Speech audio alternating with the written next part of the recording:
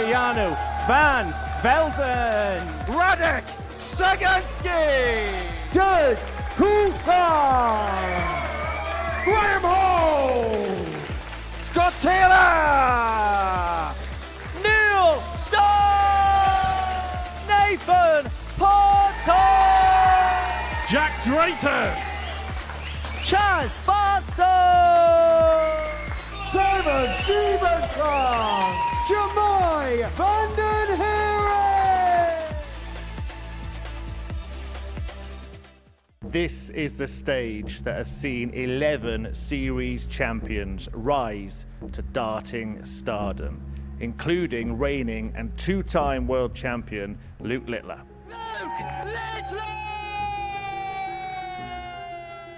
This is the stage where 5 months ago, Charlie Manby rose to glory and paved his way to prominence. Charlie Manby!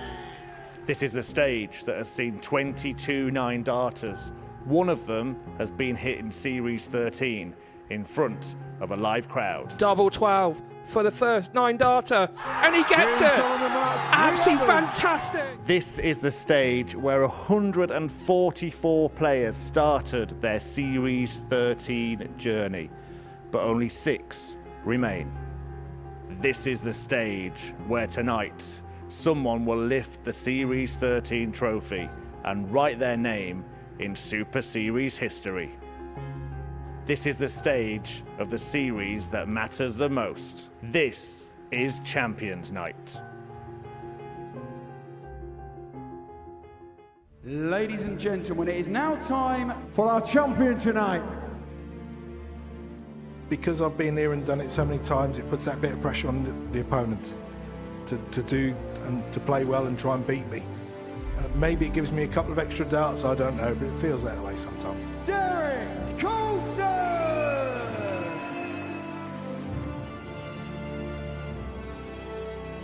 Hopefully I can just try and play my game to the standard that I know I'm capable of, wanting to make people proud.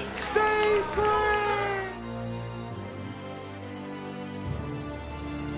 You just do your best and you try to win every game. Radek Saganski!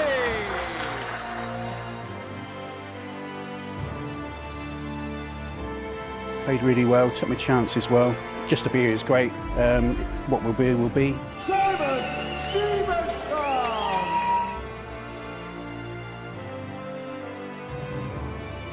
It's the only thing I'm missing. It's the only thing that I haven't put my hands on yet.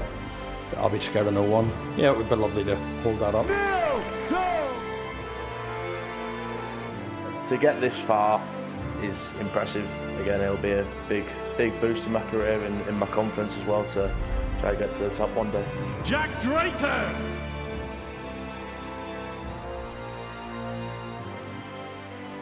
It is here and it is perfect. Champions Night has finally arrived in Series 13, the first of 2026, and it's all, as always, live and free on Pluto TV.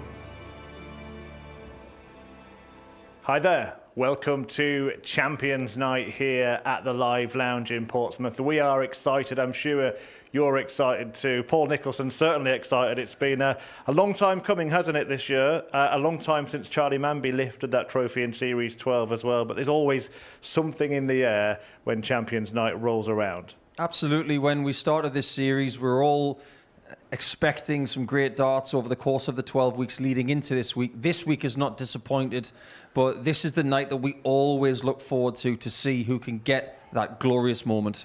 For some players, it is about paving a platform to glory and future success. For others, it might be the biggest thing they ever win. But you look at some of the names on there, particularly Luke Littler, we know what he's gone on to do. The Series 6 champion Scott Taylor played here this week, didn't work out for him this time.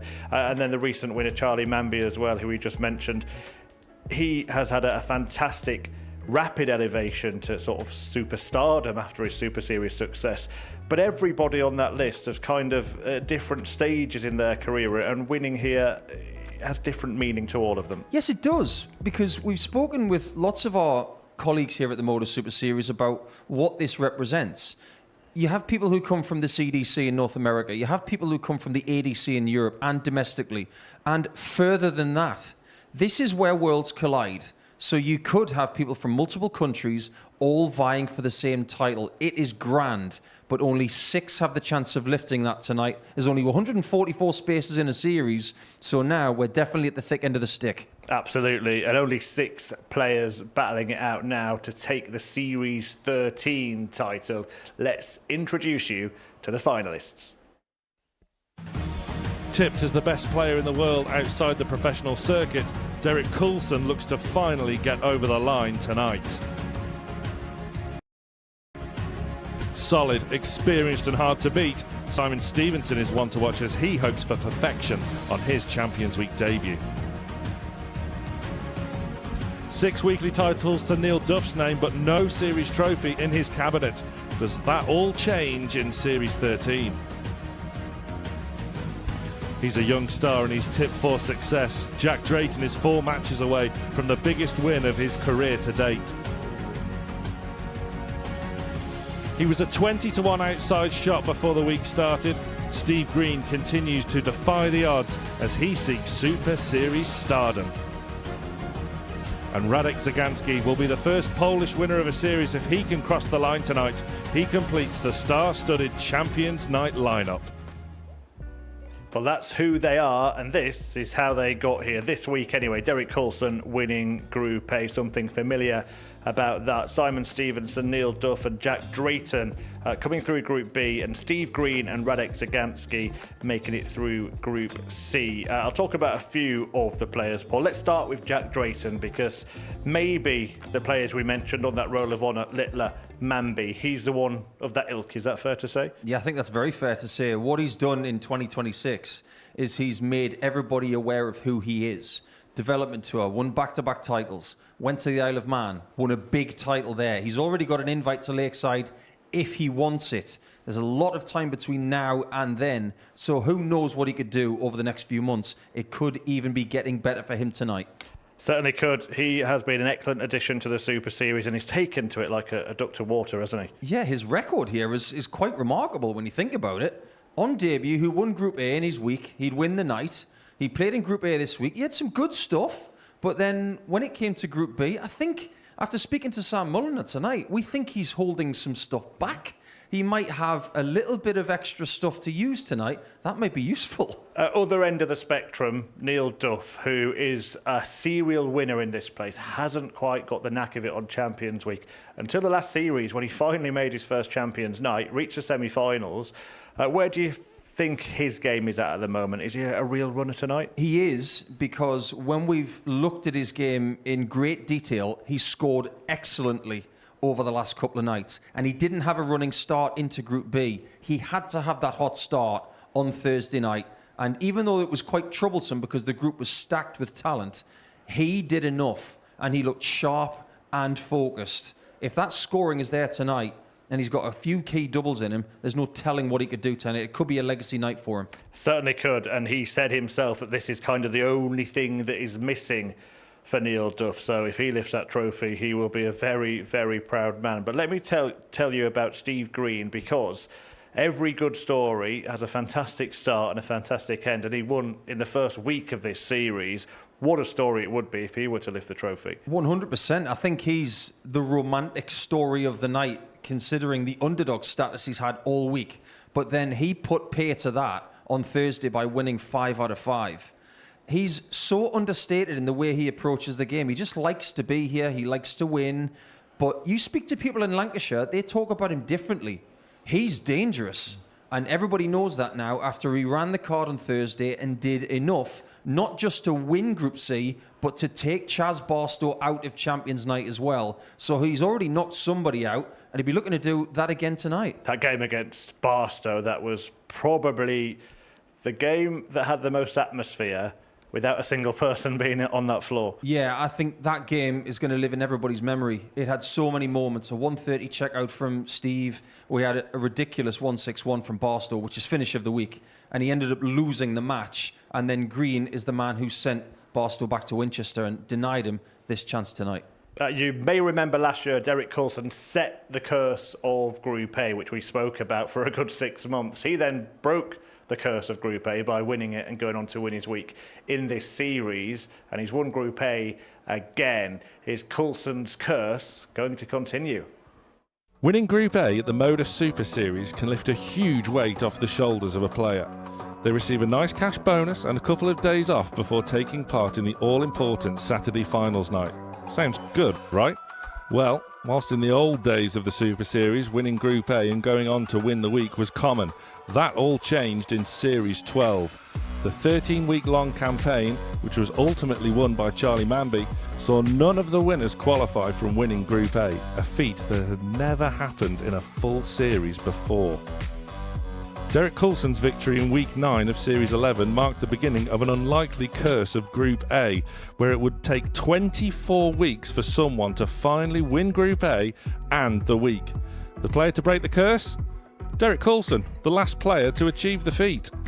That happened in Week 4 of this series, Series 13, and once the curse was lifted, 3 more players managed to win both Group A and the week. Jack Drayton, Nathan Potter and Graham Hall, who incredibly achieved the feat the week after Coulson ended the drought. Whilst the curse of Group A is well and truly lifted, another unlikely record is currently live. Since Luke Littler in Series 3, no one has won Group A of Champions Week and gone on to win the series title. Will the record that has stood for 3 years finally be broken in Series 13? Yeah, Derek Coulson, who won Group A this week. He is the curse maker, the curse breaker, but he's been fantastic once again on a Champions Week. Yeah, he established a really good start. Had a 2-point cushion after Monday's play. He widened that to 4 by Tuesday, and he just navigated this group maybe more serenely than he ever has. He's had more points in a Group A campaign before, but considering the company he was in, he was palming everybody off with incredible consistency.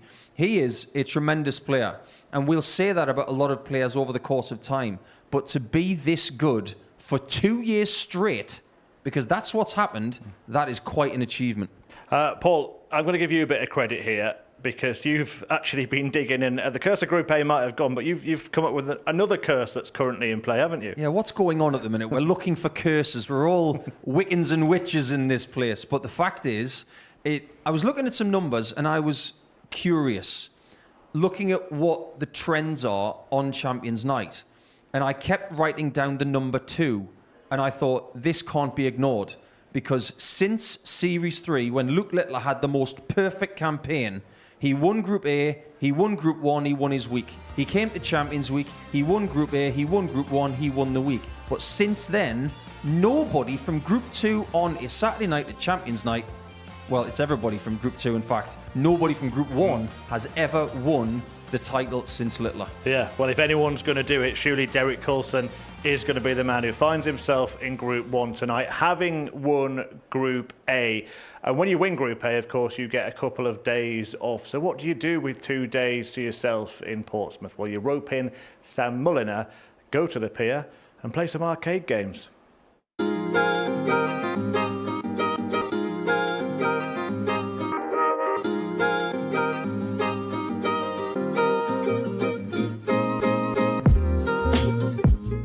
I've come down to Southsea here in Portsmouth, and I'm alongside one of the top performers from the Modus Super Series in recent times, Derek Coulson. Derek, Portsmouth's been very good to you of late, but normally when you come down here for a market Drayton, it's all business, it's all darts, and today I thought we'll try something a bit different. What do you say? Yeah, I'm up for it. Let's do it. Let's go.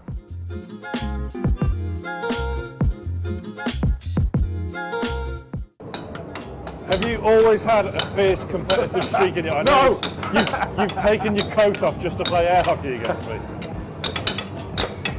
Oh, hello, that was close. That was.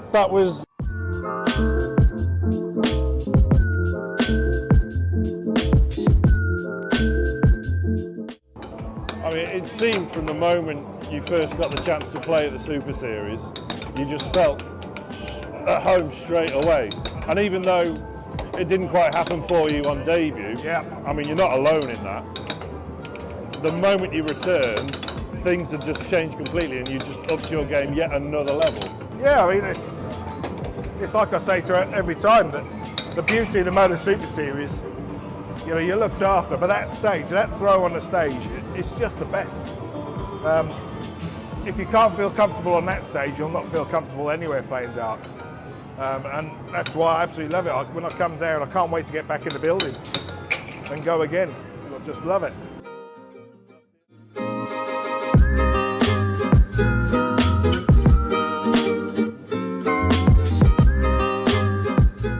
That is the end, and for the record, I've won that one, so I've got to be in with something. Let's go and play darts then.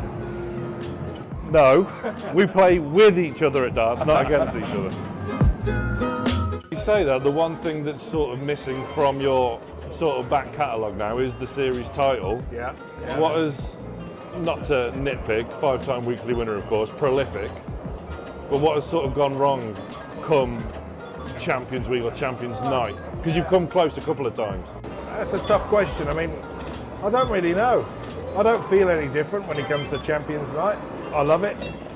I love it when there are people in the room. But something just hasn't quite clicked on the night. I don't panic. I mean, to be fair, I lost the last one, Charlie Namby, and I doubled to win it.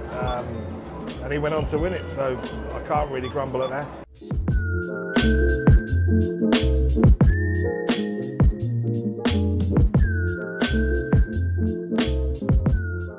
So I suppose the obvious question is that I've asked you before and many others have, what would it mean to you to finally win that series title? It'll mean everything. I mean, this is, for me in my career, to win the Champions title at Modus, be the biggest thing I'll ever do, and probably the biggest thing I'll ever do in darts. As much as I like to obviously keep progressing my career, to win a Champions Week, for me, is the big one. Well, I can't guarantee you winning Champions Night, but I can guarantee you winning something on there. Let's see then, shall we? Let's have a go. Do you control it then? Yeah. Get stuck in. Oh, hello. We're in. Oh, hello. Oh, this is very exciting, actually. Is it? Shall we see what we got? How'd you open it? Oh, sticky.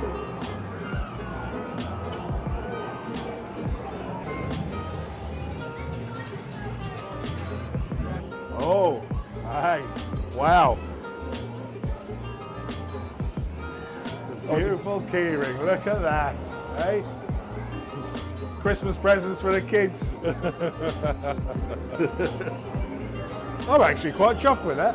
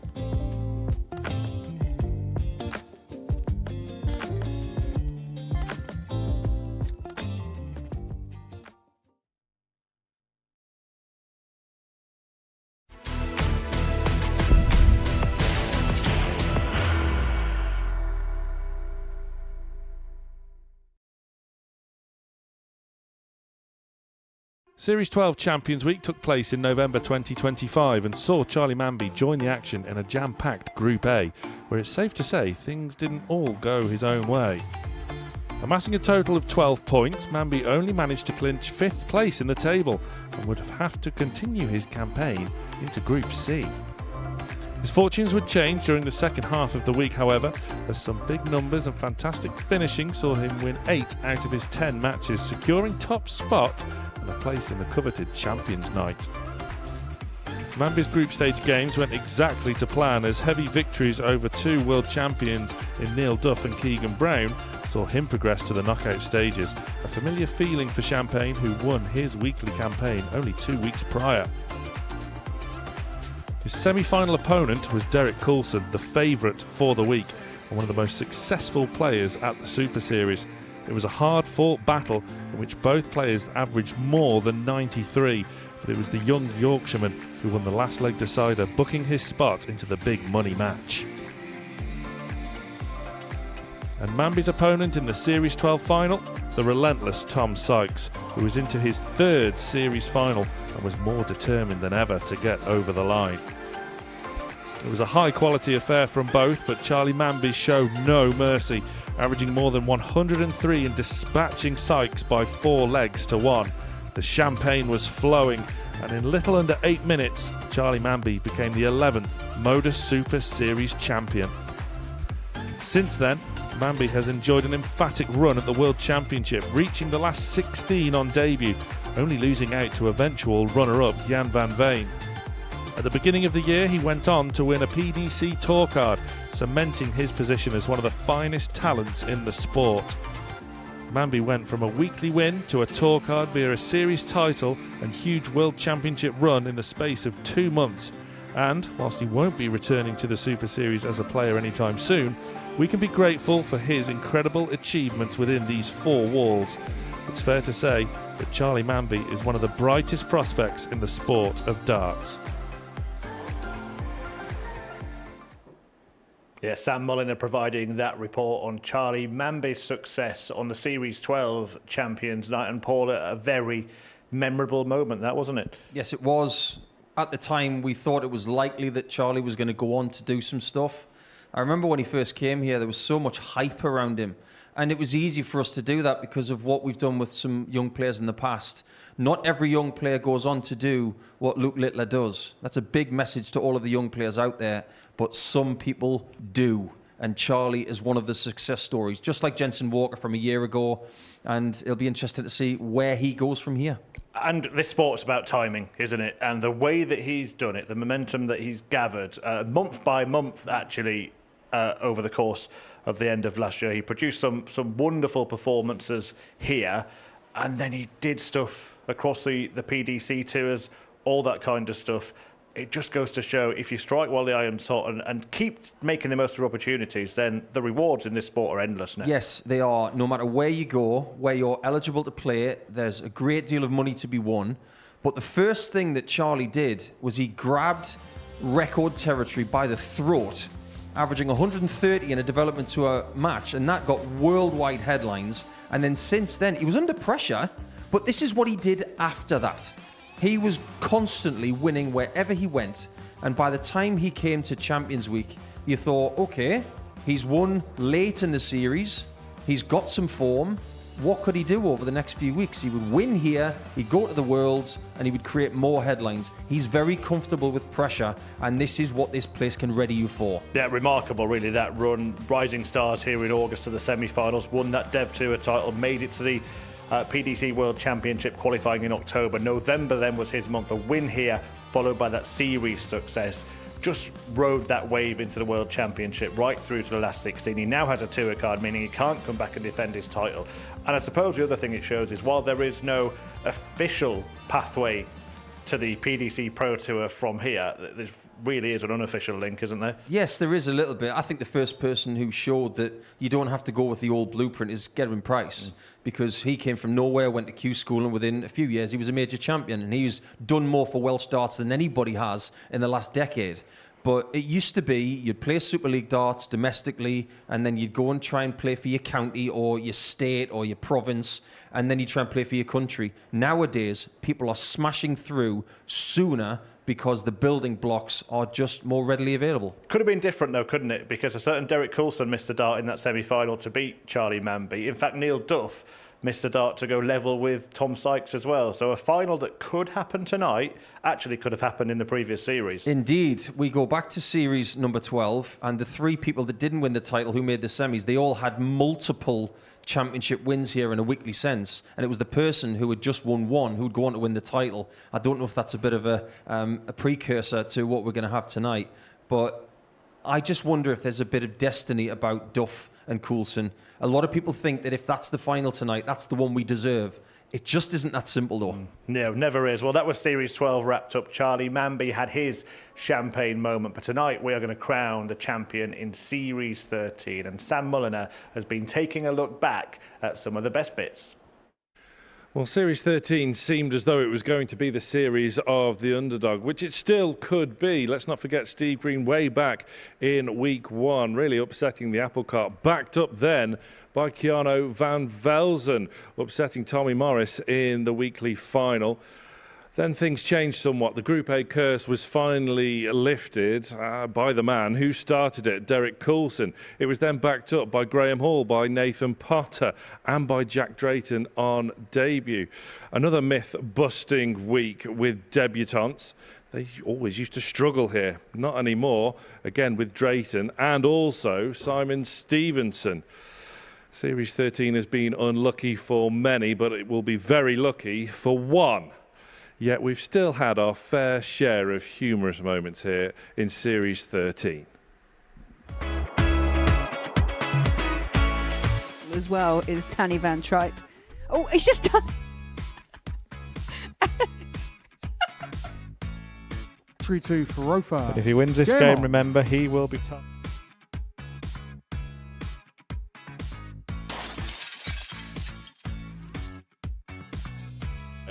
He does find the double.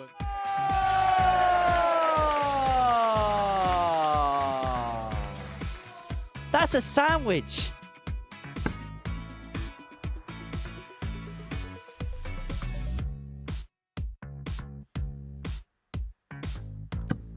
And he's already gone and done it. Schooner Whitehead. That parting shot And the match will be felt.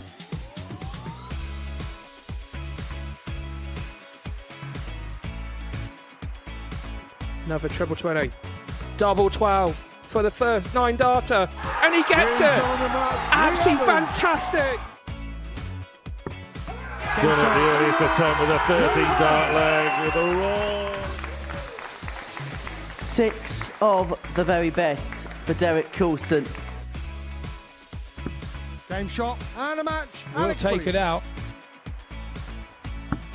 Game shot and a match. No chance. Mike Warburton. Up to double 12. For the most part, it was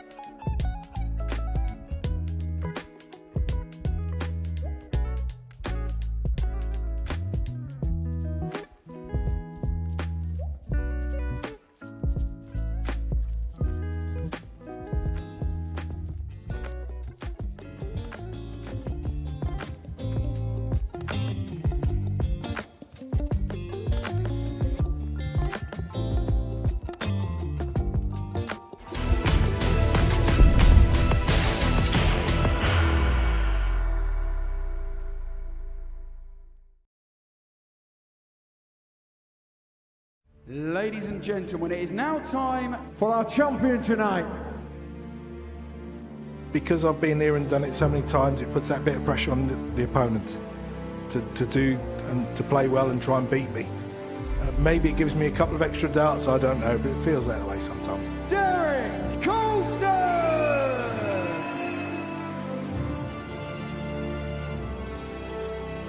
Hopefully I can just try and play my game to the standard that I know I'm capable of, wanting to make people proud. Steve Green! You just do your best and you try to win every game. Radek Sagansky!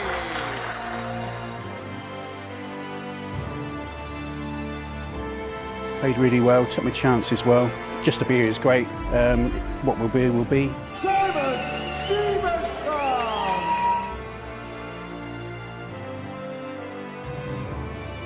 It's the only thing I'm missing. It's the only thing that I haven't put my hands on yet. But I'll be scared of no one. Yeah, it would be lovely to hold that up. To get this far is impressive. Again, it'll be a big boost in my career and in my confidence as well to try to get to the top one day. Jack Drayton!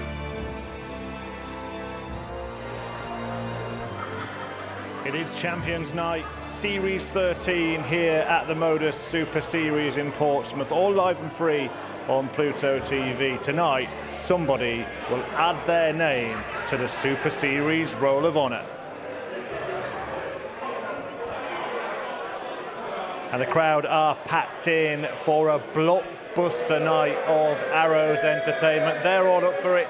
We're up for it as well. And the action is not far away. Paul Nicholson, former Players Champion, alongside me. Paul, it just has that different buzz about it, doesn't it, a Champions Night down here? It most definitely does, because there's a lot of money on the line, there's legacy on the line, and everybody wants to be the last name on the trophy and maybe have the chance to come back and defend it. But first you've got to get that win, and that's the hard thing about tonight. This atmosphere tonight is as good as it gets in a series, and all of these players will revel in it. Yeah, well, let's have a look at how tonight is going to work then. Splits into two groups, as always, for a finals night. Forget Paul Nicholson's curse for now. Let's just take the runners and riders as they've got there. Derek Coulson, Neil Duff, Radek Zagansky in Group 1. Simon Stevenson, Steve Green, Jack Drayton in Group 2. I mean, no one's massive favourite, no one's massive outsider, are they? Particularly this week. Yeah, I think it's very even. There are some people who would think that Neil Duff, because of his experience, but he's only been to one Champions Night. Then you got Derek Coulson, who's coming to his 5th. Maybe they're the favourites, but it's just not that simple. It's everybody for themselves tonight, and it's a question of getting off to a good start, establishing quick confidence, and then keeping it going to the very end. Well, the bookmakers, they have gone for Derek Coulson as the favourite to lift the Super Series trophy tonight. Maybe no surprise there, but I tell you what, Simon Stevenson 9-4, not far behind him, and what he's done this week, and in fact when he qualified just a couple of weeks ago, you can see why. We have seen in the past that if you win one of the later weeks in the series, you can carry that form into a Champions Week. He's already done that, but can he stay perfect on the nighttime darts on a Saturday? Because when he was here in week 11, that week was ridiculous. Steve West, Keegan Brown, Ben Robb, people who have done stuff here, people who have done stuff worldwide, he took care of them all. So maybe this is just another one of those nights that Simon Stevenson will say, you're just another victim. He's been really good this week. We've spoken to Derek Coulson and Neil Duff, and their reaction to him is he's dangerous, and that is the case because he is fancied more than Neil Duff. You did say something last night that I want to pick you up on, actually, because we both remember Simon Stevenson as a PDC Pro Tour player. You said maybe he's better than he's ever been right now. I don't think that's up for debate. He's established a personal best average this week of 109.3. He's been straighter on the treble 20 and his doubles than I've ever seen him. And he plays like someone who's not under pressure. But the thing is, because of his form this week, we've got to put him under pressure because he's a likely candidate. And he's just played as good as I've ever seen him play this week. So why not strike while his iron is hot? The action just moments away. So let's just tell you what is coming up then this evening. The first game on this stage is about to take place, and it is a meeting between Derek Coulson and Radek Zagansky. We'll come on to Radek in a moment, but one of the players we haven't talked much about, and I don't want to do him a disservice, but maybe he would prefer that, as someone who's been an outsider all the way back since he got here in week one, is Steve Green. He doesn't come in till the last possible game tonight for his first match. Plays Jack Drayton, Simon Stevens in his last group game. He's been excellent, hasn't he, this week? He's been wonderful, and I think he'll prefer to come in game 4. Just allow the crowd to get their teeth into some of the other people that are playing on the stage, and then he can somewhat meander into the action in the middle. But we can't forget what he did on Thursday. We all said it. He wins week 1. What has he done for the last 3 months? Is he going to come in rusty or cold? Anything but. He averaged mid-90s in his first game, and he was sharp all day long, and he was never in trouble in Group C. He dictated the pace, and he was the executioner when it came to other people who wanted to be here to get their hands on that trophy. So yes, he's the outsider, but there are going to be people from the northwest of England and around this country watching on Pluto TV who will fancy him. And a very quick word on Radek Zagansky. Has he got what it takes to upset Derek Coulson in this first match tonight? He hasn't got anybody here with him tonight. He's the lone wolf. He won't mind that, and he's someone who is extremely dangerous. But here's the key to beating Zagansky. Don't let him get to double 16, because that is his biggest weapon. Absolutely right. The action is about to get started. Derek Coulson will be on this stage in a moment. He is going to take on Poland's Radek Zagansky. 116 then. Needs a treble 20. Finds it. Double 18. Oh, what a checkout that is. He's been doing this all week. And double 16 gives him a treat. He can still leave double 16. Which he does. And that's why he does it. It's 3-3. It is over. 1-2-3 now. Radek. Oh, what a shot. Radek Zagansky, welcome to Champions Night here at the Modus Super Series. How are you feeling? Hello, so far so good. So far so good indeed. You got here in time for Group C and it was very dramatic. How did the nerves hold up in the end? Well, everything was of my side. I have to wait for the decided game. So to be honest, Chad deserved to be here, but he couldn't win the last game, so that's why I'm here. You certainly are here, and you find yourself in a group along with Derek Coulson and Neil Duff tonight. What do you make of that? Well, we'll see. It's a new day. We all start from zero, so it's only 4 legs, so anything could happen. Anything could happen, and what could happen tonight is you could end the evening by lifting up that trophy. What would it mean to you? So it means that I won't be asleep probably all night.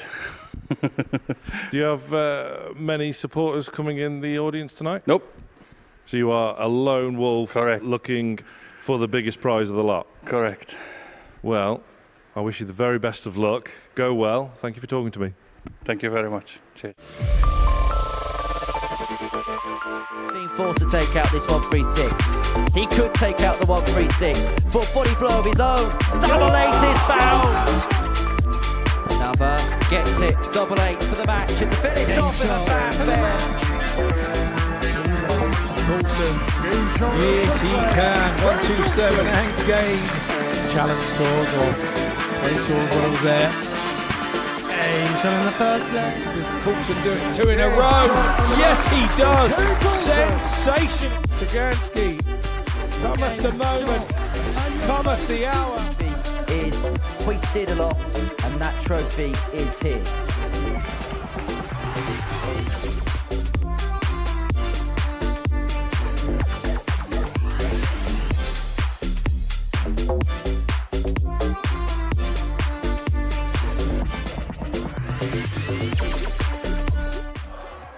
Good evening, ladies and gentlemen, and welcome to the Modus Super Series here at the Live Lounge in Portsmouth. It is Champions Night, and we are live on Pluto TV. It's time to meet the players. would you please welcome to the stage from Poland, he's a former PDC Pro Tour winner, Radek Sagansky. And his opponent is a 5-time Modus Super Series weekly winner, DC Derek Coulson.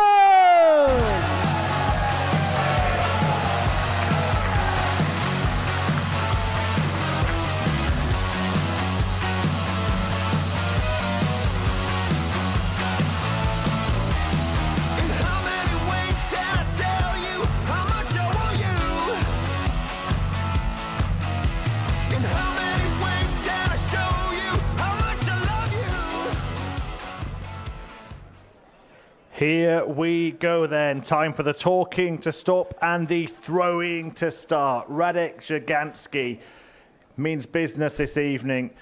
Won on his debut week, but he takes on one of the most experienced on this stage, particularly on that Champions Night stage. Derek Coulson, 6 Champions Week appearances, all of them in a row, and in each of the previous 5, he's made it to Champions Night as well. A couple of semi-final losses, including in the previous series. The 57-year-old from Market Drayton, hoping to finally get to the big money match and lift the trophy tonight. Radek Sagansky now resides in Cork in Ireland, having moved over from Poland, as mentioned by the MCO in Biggs, a former PDC Pro Tour champion. It wouldn't be an enormous upset if he were to get the better of Derek Coulson, but in Super Series terms, it would be a small surprise. No surprise that a legend is overseeing proceedings tonight. Paul Hinks has refereed on all the biggest stages, and he's ready to get the action going. Game on. So without further ado, a Champions Week debutant opens the night against a man carrying, well, oh so close campaigns previously. I will hand you now to our commentary team. Paul Nicholson has made it into the commentary box alongside Sam Mulliner. Thank you, Chris. 95. You cannot afford a slow start in a Champions Night. We've seen it a couple of occasions on Champions Week. Derek Coulson looking to go 2 steps better than what he has achieved in the past, but he has a real tough nut to crack 93. in the form of Radek Sagansky, with whom I interviewed earlier. You may be forgiven that, maybe Radek got a bit lost in translation. 81. Don't let him fool you. He's a cheeky chappy and he is great company. That was just his sense of humour. Absolutely right, Sam. He will revel in this atmosphere tonight as the lone wolf because he has nobody with him. The other players on the whole do, including DC, who is looking to end this streak of 60. Champions Nights without a final. That's the next step. We can talk about him winning the title if indeed he gets there tonight. Coulson opening the show as he has done so often on a Saturday night after winning Group A. 123. He's starting strongly. It's crucial. Of course, through winning Group A as well, you have the advantage of throwing first in your opening match. 57. That could prove to be the difference. This is a very good start. Double 16. 32. Not quite, but he will return as the live lounge goes quiet at the end of leg 1. It seems so obvious to say that doubling is going to be crucial tonight. You cannot afford to miss. You cannot afford to give your opponent any sort of opportunity. Sagansky is now down to a finish, and Coulson shuts the door straight away for an early hold.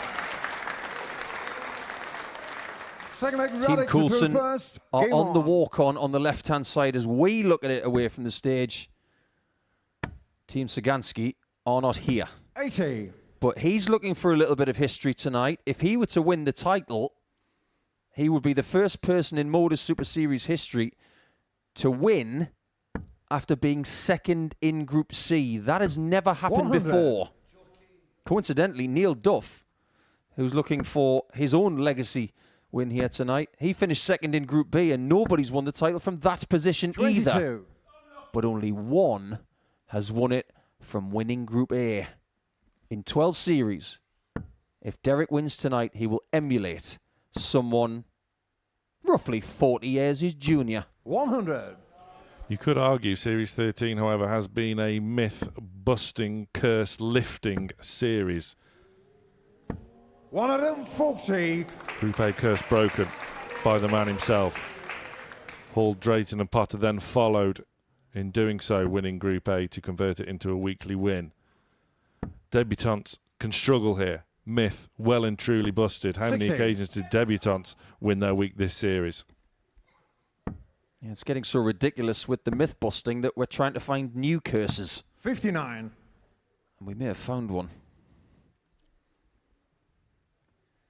And it does pertain to that Series 3 winner again. Steps across. Eyes fixed on the treble 20. 180. The crowd told you all you needed to know. And Zagansky. 40.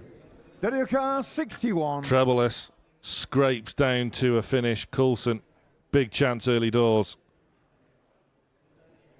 to lay down a marker on Champions Night. Has to reassess.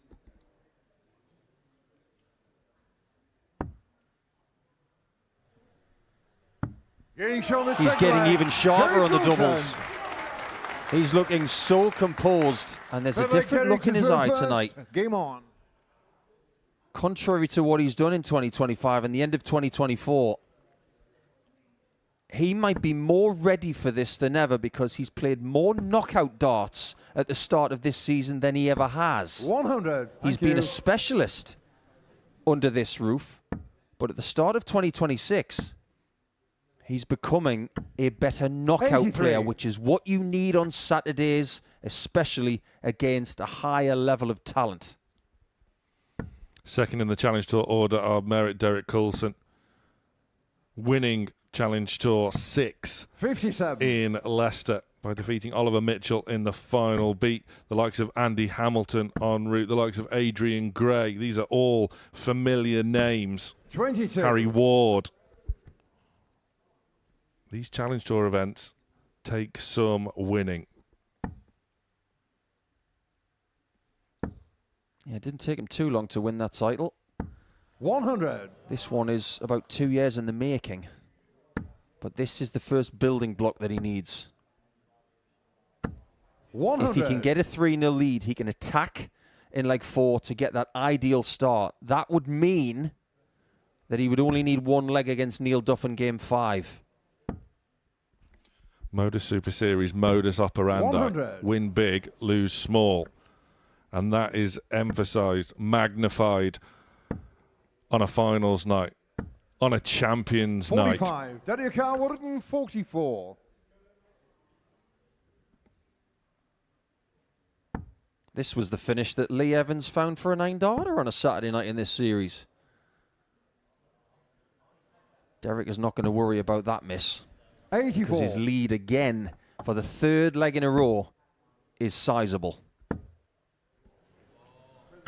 140. Not Derek anymore. 60. Pressure applied by Zagansky. Tops for 3-0. It's brilliant. It's typical Derek Coulson. Rejuvenated, refreshed after those 2 days off following his Group A success. And you believe, Sam, that he needed those 2 days off because at the end of Wednesday, there were small 100. signs that he was starting to tire. Yeah, those missed darts at double. A few too many for Coulson's liking. And again, we can look at Challenge Tour events to really illustrate 100. the fact that Coulson, in a slog of a Challenge Tour weekend, is always better in the first tournament of the day as opposed to the second. 100. And one of the things about any Saturday night is that you just can't get off to a bad start. If Zagansky loses this leg, he's got a mountain to climb against a Lakeside champion. 140. I don't think Coulson cares. He just wants to get rid of everybody in his way. But Radek has already 60. somewhat indirectly got rid of Chaz Barstow this week. That situation on Friday, it made everybody dizzy. Well, his knockout dart started yesterday afternoon. It was, well, simply 97. shocking. Shocking to the core. That match between Green and Barstow, an instant Super Series classic. 140. Zagansky, the benefactor, the beneficiary, but Coulson could dish out a whitewash defeat to Zagansky. Zagansky loves a 101 though. He certainly does. He's going to start on 18s with this shot because he wants to leave double 16 desperately. 101. This has become his shot. It doesn't work. Coulson has options 47. to get this precious 4-0 victory to start Series 13 Champions Night perfectly. Looking at 19s. Back up to the 20s. Finds it. Double 18. 97. Never up, never in. 54. Zagansky's back to get off the mark. Double 10. Finds it. And Zagansky is finally on his way. Still smiling. First. Game on. Almost impossible not to like that chap who has been a ray of sunshine over the last couple of days. Just such a likeable lad. 93. That's a great story as well. He's been around quite a long time. Played darts to a very high level. Played on the PUC Tour and did win a title against Connor Scott 3 years ago. 125. Lost in the final of the Tom Kirby Memorial when they used to have that in Ireland.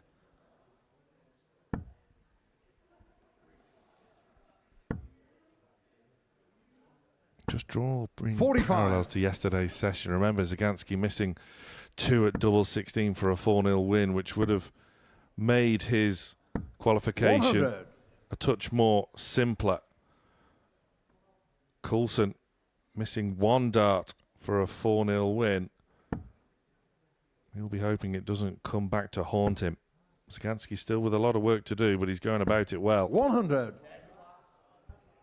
And one thing we've learned about Radek over the last few months is that if you allow him the time to warm 59. into a task, that's when he becomes dangerous. I think he's more susceptible to defeat when you get him early. He didn't have the running start this week. He didn't have Group 57. A to have 3 days of action. When he came into Group C, we thought there was a chance he could be called. He was a little bit, but by the time the group ended, he figured it out. He's starting to figure out this game as well. His scoring is starting to work. Yeah, looking for a break back, and Coulson's strong scoring power has dissipated. Bull of 15s, really. That'll 51. work. Radek 77. So to narrow the deficit. Well, well, well. Pressure. Okay, that's 45. one of the weirdest routes to 32 I can remember. Well, he Fleetwood Max it. He goes his own way. And yet Coulson could Fleetwood smash it. Double 19. 136. Is that it? That one deflected off the Radek flight of the treble 19. That was out of the cannon, that one. And now it's 3-2. He doesn't hesitate. I think the only time Radek Zagansky stops is when it's a bus stop and he's at the wheel. In darts, he does not stop. Game on. Coulson misses a dart for a 4-0 win. Coulson misses a dart for a 4-1 win. Zagansky 100. on thrown out, looking to send us all the way. It did catch the wing. But if he's hitting the wing of the dart, it's not a good shot. That's pretty good. This is what's so great about any Saturday night, but it's magnified on a night like tonight. Every 100. leg is so crucial in the groups. We talk Thank about you. the prestige of winning this trophy as Paul Hinks just deals with a bit of interference in the crowd. 90. Let's not forget as well, there's £25,000 on offer for the winner tonight. 81. That's about as disappointed as Radek has been this week. Outwardly, anyway. That's the old school route for 271. He really should have started down there. Worked out pretty well. That's a great recovery. Doing all he can. Zagansky 60. find a treble. 37. He's down to a finish, but Coulson has responded well. Both chances he's had have been off ton plus checkouts. Another chance presents itself. Oh, I don't know about that. 77. Zagansky's back on 160. That was a risky shot. Oh my. It's in, Radek. The pause, the reset. 120. Wasn't ideal. 60. Just get the feeling that if he'd known it was in, maybe he would have hit it. 100%. Now it's Coulson's turn to just take a pause. More match starts incoming for DC. This time he finds it, and it's an opening win for the Group A winner Derek Coulson, who is on a mission this evening. Two-time Champions Night semi-finalist back in Series 10 and Series 12. There's his son Luke, and Derek has opened the show with a win. Radek Zagansky on the wrong end of a 4-2 scoreline. Coulson averaging just shy of 92. We turn our attention to Group 2 with Simon Stevenson and Jack Drayton.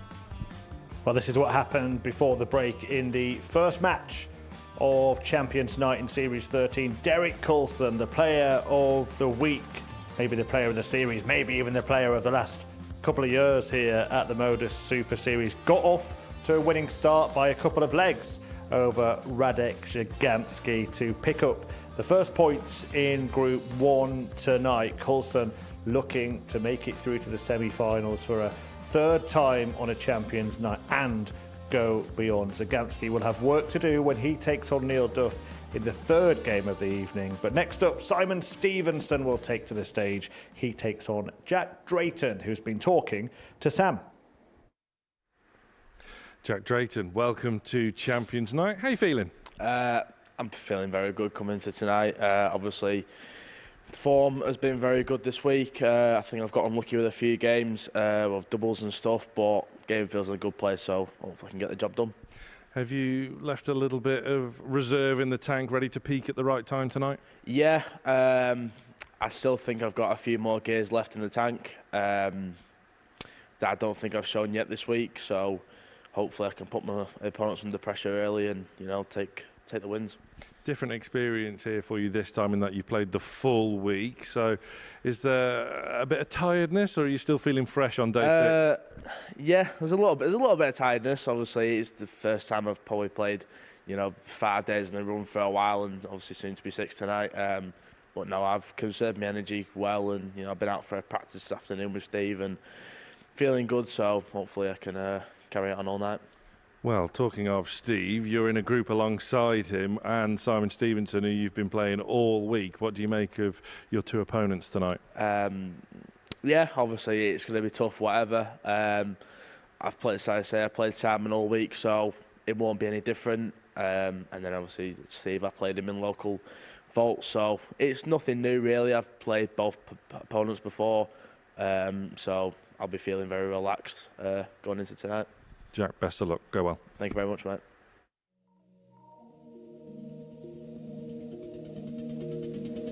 '20s for the bullseye then. It's the route. Finds the first one. Finds the second. Can he find the bullseye? Oh, smack bang in the middle. Nestles away through eventually.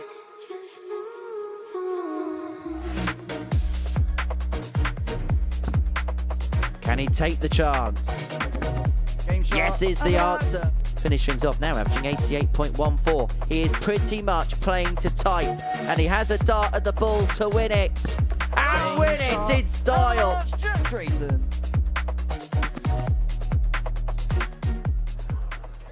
Good evening, ladies and gentlemen, and welcome to the Modus Super Series. Here at the Live Lounge in Portsmouth. It is Champions Night and we are live on Pluto TV. It's time to meet the players. Would you please welcome to the stage, he is a former UK Open quarter finalist. It's the Mirror Man, Simon Stevenson, and his opponent is a back-to-back PDC developmental winner. It's Bossman Jr., Jack Drayton.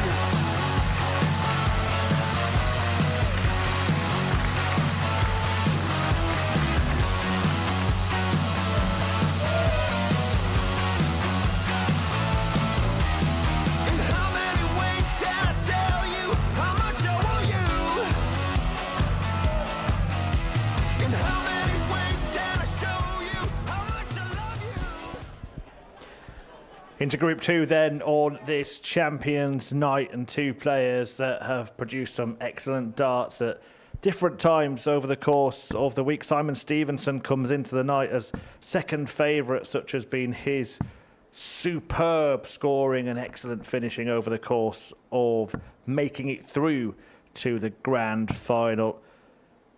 Stevenson winning Group B. Jack Drayton came through the same group in third place, the last player to qualify. Both of them, though, making their Champions Week debuts this time around. A couple of first-timers then at this Super Series showpiece. One the second favourite, one who qualified later than anybody else. And the first to 4 legs wins to take control of Group 2. Back to the boys in the box then, Paul Nicholson and Sam Mulliner. Thank you, Murph. These two no strangers to one another, having both participated in Group A earlier this week. The head-to-heads, 3-2 in favour of Simon Stevenson. Thank you, Do ladies you and gentlemen, boys read and girls. anything into First that leg, Simon is whatsoever, through Paul first. Nicholson? Game on. No, not really. They've played many different time slots this week. Morning, afternoon and night. And it's as tight as it gets. And they've had every possible result. 100. From 4-0 to 4-3. But this game, it really could be the one that signifies where they go. Are we going to see that extra gear from this young man? That's the question. Does that answer it? I think so. We suspected it, didn't we, when speaking before we started here this evening? And I even posed Jack the question. 60. And he sort of seemed to have agreed as well. He still thinks he's got gears to go through. More trebles to find. More maximums to hit. We have had 2 9-darters on a Saturday night. But we have not had one on a Champions Night. 100. To bring Portsmouth to its knees. Treble 19. Oh, wrong side of the wire. This young man, at the age of 19, he likes adrenaline. He'll have it streaming through his veins right now, and he can use it. Already, he's likely.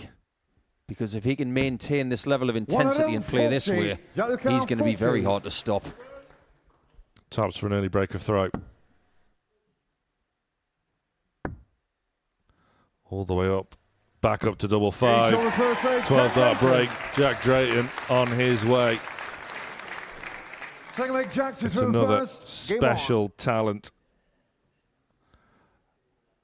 And maybe one day in the not too distant future, Jack Drayton has a decision to make due to him being such 93. a talented golfer as well. He might have to choose between professional darts and professional golf. Now that's a decision that a lot of people would like to make. 60. It's nice to have more than one string to your bow. We're very happy to have him here, but the way he's played so far in 2026, this might be the only year we get him. We only had Luke Littler here 70. for 1 year. We're fortunate that we've had Derek Coulson here for a little over 2. But remarkably, the way that Stevenson's played this week, 60. and with the experience that he's got, this is the first series he's played in. Yeah, Stevenson has played on the biggest stage of them all 2 times. A World Championship participant at Alexandra Palace. First in 2017. 140. He came across to Zoran Lurchbacher. And then in 2019, ran into Super Ted Everts. 97. Both World Championships on both of those occasions won by Michael van Gerwen. 60. But you don't get to a UK Open quarter-final without having serious talent at your disposal. But you do get there off the back of beating a 5-time world champion Raymond van Barneveld. But that was yesterday's news. 47. Today's news is he's lagging. His younger opponent has got the jump on him. And maybe 99. Simon Stevenson had the biggest target on his back coming into tonight, given that he's in Group 2 with 2 Lancashire teammates in Drayton and Green. Tops. What can you say? Could we be seeing the start of a very special talent in this sport? He's given himself the launch pad by winning his week here on debut, qualifying for Champions Week, then into 41. Champions Night, which he did a lot easier than maybe that Group B table suggests. I don't think he was ever really in danger of missing out. No, he wasn't. Did a lot of his work on 134. Thursday night. And then results went his way. But he got off to a really good start on Friday night. 85. He was never really looking over his shoulder for that long. But looking at his route this week, what he could be doing 86. is trying to mimic what happened in Series 8. A famous night here, because that was the first time that Jimmy Van Schie would make a final, but he would lose to Marvin van 100. Velsen. That week, he'd be third in Group A and third in Group B. That's what Drayton has done. And if he wins the title tonight, he will do 48. it witnessed by another Van Velsen who's in the crowd. His brother Keanu, who played alongside these guys in Group B this week. 105. Yeah, hopefully Keanu can take a lot from that experience. It was a torrid time he endured. It was a Group B of the highest quality. These two, Jemai van den Herik, all the 63. talent in the world, and a former 170. WDF world champion in Neil Duff. Stevenson, fishing rods at the ready. Put them away again. For now. I like what Drayton did from his number, using the 19s effectively. 105. Meaning he could use the Joker 25 170. to leave a finish, and here it is. He missed his 9-darter, and he's missed the other big one as well. 134. But he's better off. Joker 65. Important moment. Finds the 25, not a bother. He's been so reliable all week on tops. 45. But maybe Joker 36. the pressure applied to Stevenson, the mirror man, might be starting to crack. Getting shot on the third He's leg. better than 50% on the Jack doubles now, and he's had a very similar start to that of Derek Coulson. This is very Full leg hot. Jack to throw first. 98 average. He looks at ease with this tonight, almost as if he's ready for it. Easy. This is the best performance we've seen so far.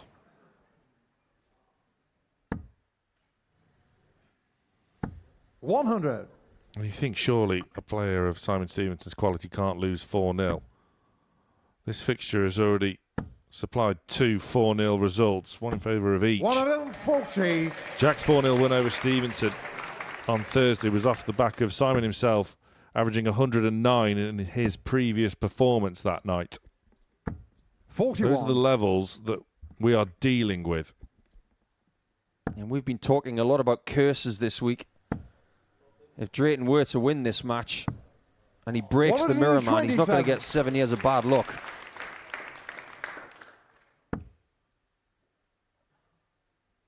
He was on for a 10 in the first leg. He's on for an 11 41. in what could be the Joker last leg, and it 54. really should be the last leg. Masses of time, just about scrapes the big number, Game but shot tops on is Jack perfect, Drayton. and Jack Drayton, imperious, impressive, impregnable. Jack Drayton, 4-0 with a 105.47 average, dispatching Simon Stevenson with aplomb. The mirror man has it all to do, but Jack Drayton is on a mission.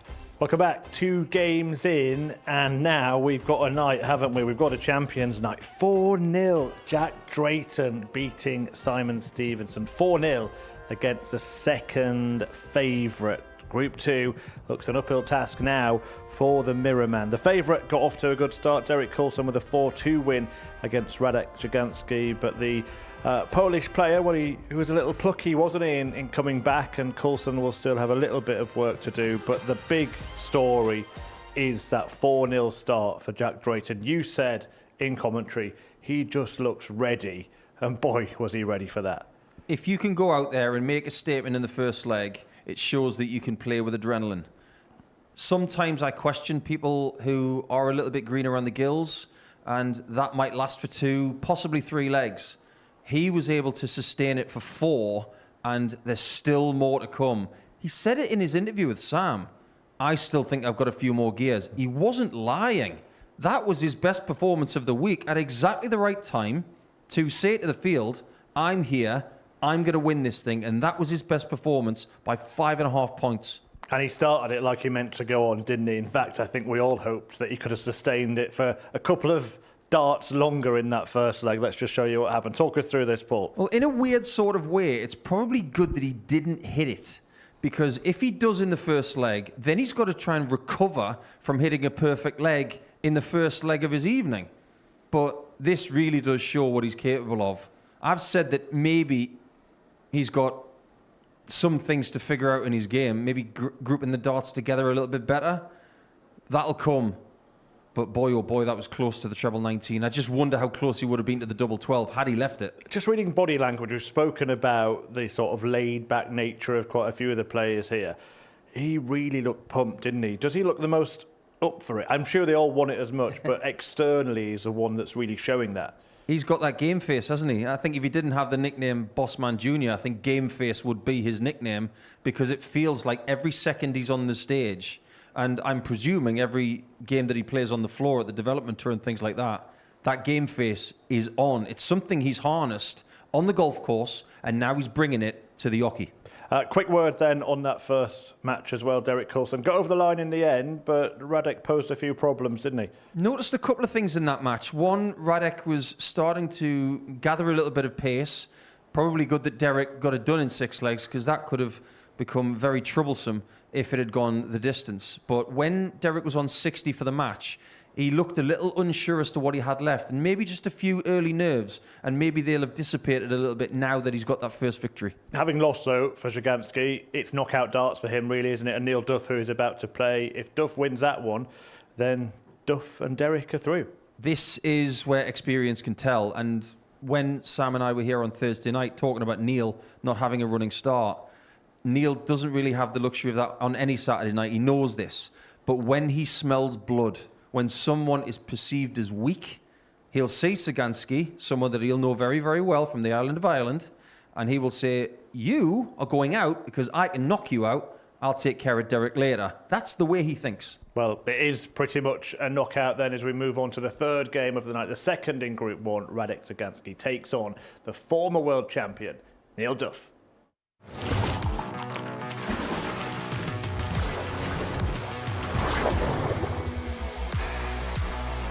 Will get a match start at the bottom. There it is! Neil Duff. Neil Duff!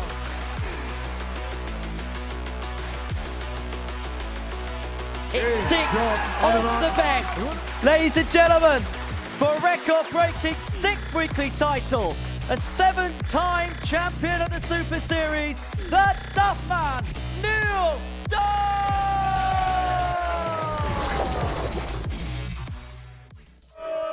Good evening, ladies and gentlemen, and welcome to the Modus Super Series here at the Live Lounge in Portsmouth. It is Champions Night, and we are live on Pluto TV. It's time to meet the players. Would you please welcome to the stage, from Poland, he is a former PDC tour card holder and Players' Championship winner. It's Radek Sagansky. And his opponent is a 6 times Modus Super Series weekly winner, it's Duffman Neil Duff!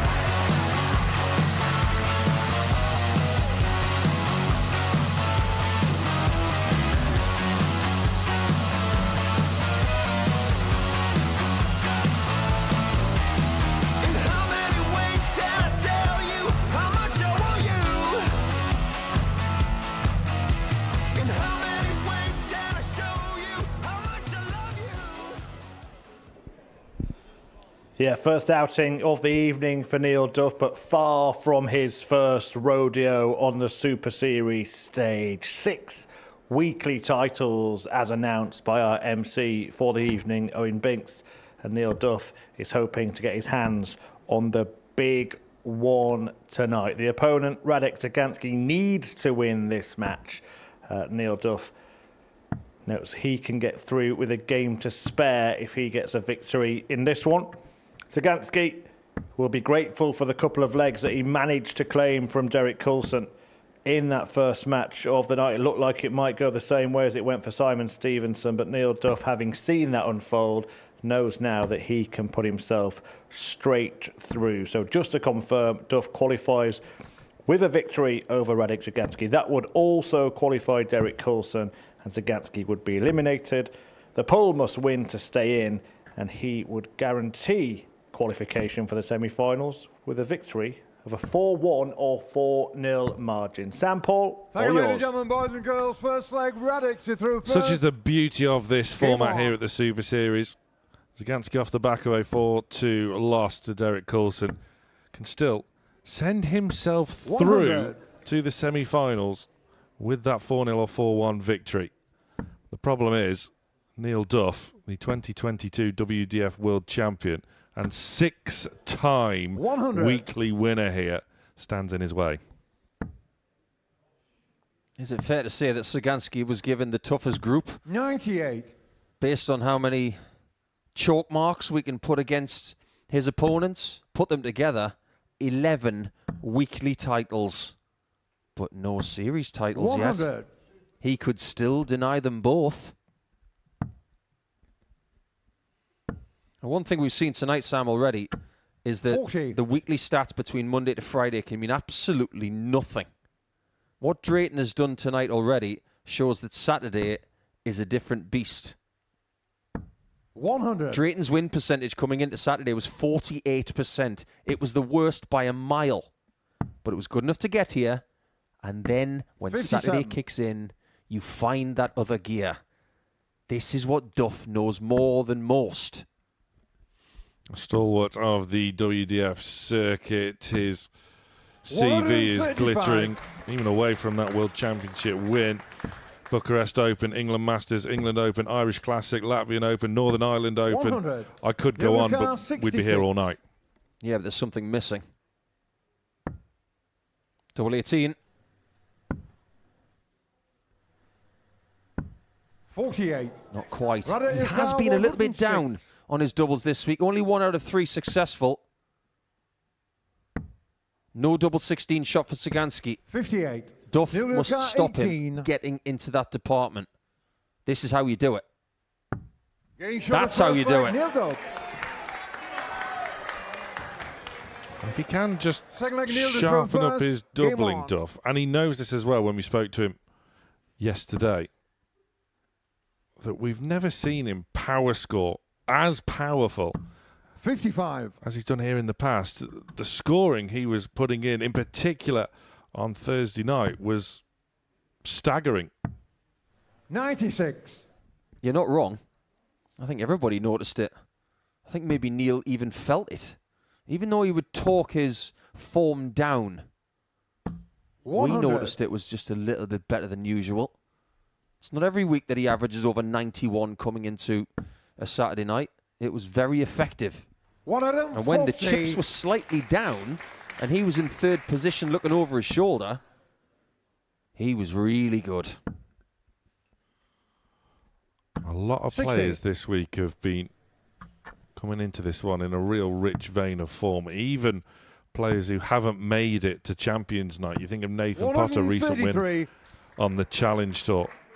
Chaz Barstow, who was desperately unlucky and has piled in the most maximums this week. It was breathtaking at times, 45. that Group C. Right at your car, 132.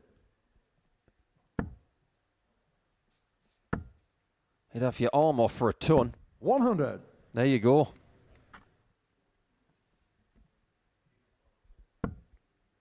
Well, Dustpow scoring, eluding him in this second leg. Zagansky 60. looking Right at your to car, break 32. back straight away.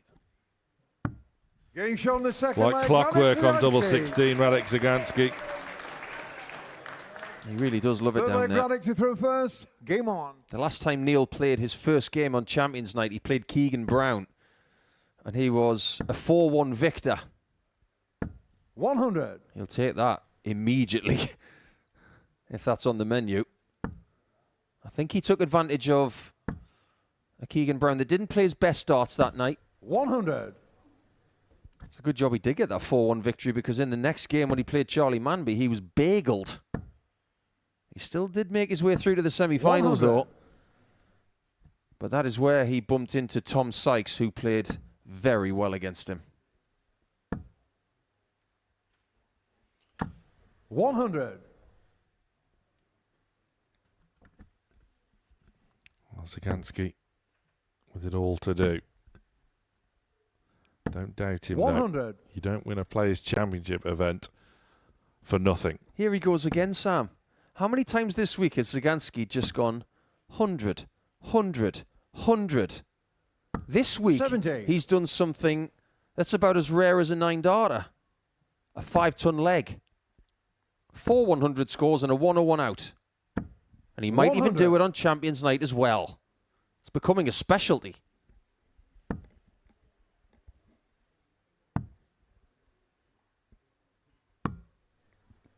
Well, Zagansky 89. really Got it, does Carl, enjoy Room 101. 101. Again, looking at 18s to start it off.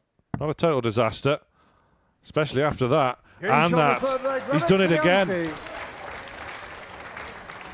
It's also known as a red pen leg here in the Game on. United Kingdom. You honestly don't see it as much anymore because people tend to bring the bullseye in if they're on 201. He doesn't do that. And why would he if he keeps 81. taking the 101 out? Albeit different ways. Earlier in the week, we had a really 60. hot spell on the doubles as well, something I've never seen before. We had 12 darts at double hit in a row. We had 2 consecutive games when 140. nobody missed a double. It was astonishing. 4 times this week we've had people 4 out of 4 100. on the doubles. It has been super impressive. But when there's more nerves on the stage tonight, expect a few key misses. A test of metal. Test of mental fortitude. 95. Zagansky has shown it in the past, as has Duff, of course. Zagansky winning that Players' 100. Championship by defeating Connor Scott in the final back in 2023. Also beating Johnny Clayton and Ryan Joyce en route to that triumph. 105. That's proper form. Duff battling back. Zagansky just needs to put 85. in a reminder, and now Niluka, Duff 80. looks for parity. That's the first time that Radek has gone outside the 20s in the scoring department for ages. 60. Let's see Right at your car, if that miss in the 20s 156. to the 5 might just open up a 3-1 lead. Turns out that Duff will come back. 60. Niluka, 20. Zagansky needs Duff to miss this.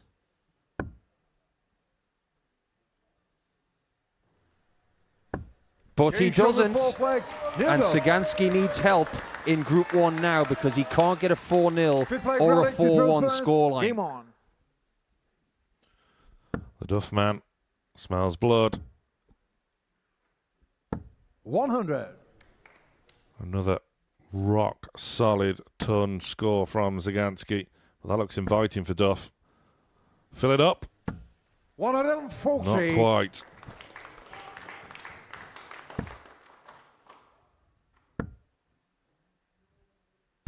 100. And Neil Duff is trying to do something tonight that has never been done before. And we spoke earlier about Sagansky being second in Group C this week. Nobody's ever won the Champions Week after qualifying 60. from that position. Well, strangely, nobody's ever won Champions Week after finishing second in Group B. 50. There's only one other position in the history of the Modus Super Series that has not seen a winner from a certain position. 100. That is sixth in Group A. That's plausible. But second in Group B? 12 series, it hasn't happened. 96. And we've never had a Northern Irish winner either. He could accomplish so much history tonight if he were to be victorious. 87. Radek 155. Sagansky then looking at 19s. 139. Neil Ducar 114. Aside from taking it out, Sagansky has done all he can. Duff in search. Well, that tells you all you need to know. Disgusted. Livid. 78. Radek 16. You cannot afford a slip like that on a Champions night.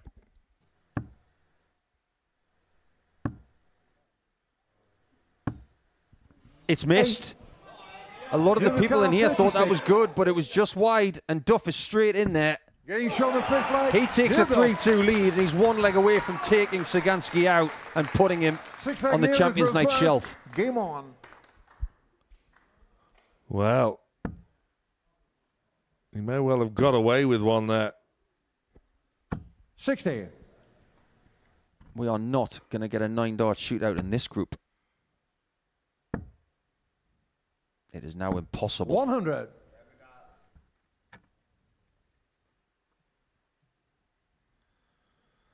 So advantage Neil Duff. Sagansky, who, as we've already said, 60. in essence, his knockout campaign started yesterday afternoon in a drama-fueled Group C. 100. Sagansky really has his back against the wall now. 40. There's one thing everybody should remember about Neil. He likes playing in April. He won his Lakeside Championship in April. 180. I wonder if that's a sign as Sagansky hits back. 100. Well, what a time to plough in a maximum. It's giving himself time. He shakes his head. 41. Not really enough, especially if Duff can pile in a couple of big trebles. He's got a couple. 140. Radek 80. This could be the moment to survive. And why, oh why, oh why would you do this on a night like tonight? 55. The Mervyn King route for 80. And you wonder if he's cost himself the match. Radek Sagansky is playing with fire. And he could well be burnt. He's 61. forced that top wire down. Radek 25. Is it 3-3? Yes, it He's is, on the but only Radek just. Sagansky. And Duff was 2 millimetres away, maybe even less, to being Semifinal, through. Radek to through first. The last thing he wants Game on. is to have to go through the quicksand against Coulson in Game 5. He wants this finished so he can focus on winning his group 81. against Derek and having that semi-final place assured. Fine margins. The margin for error is also slim. 140. Well, he's the kind of guy you want in your darts team if you need a point. 140. I mean, you wouldn't say no to Radek either. Oh, no, absolutely not.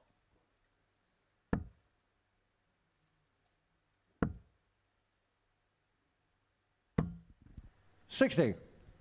Only 21 points between them in the whole game. Radek is holding on for dear life. He doesn't want this experience to 100. end.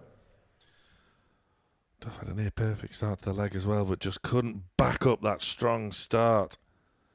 As we've already mentioned, every minor error is magnified 100. tenfold on a champion's night.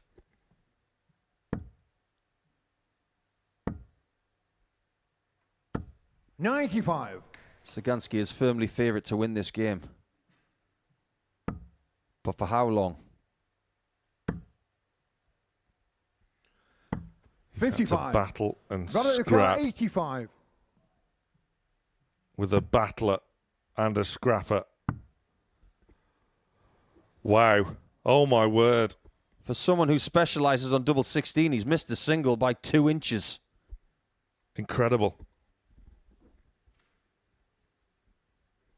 That really has put him in the think tank. 46. That has Nearly got 146. Zagansky completely frazzled. Head's gone. He missed a double 60 shot earlier. Is he going to stay or go? He goes. Now he can go through.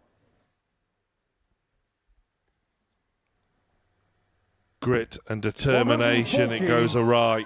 Radek Maybe took 39. too much time. Sagansky leaves his favourite. He needs it now. He needed it more than ever. And he does survive after a 2-dart scare. He could have lost by 2 legs. He could have lost by 1. But Sagansky is still in this thing, but only just. And now he becomes the best friend of Derek Coulson, who could do him a favour. Radek wins by 4 legs to 3, and the Duff man has got to climb Coulson Mountain in 2 games' time.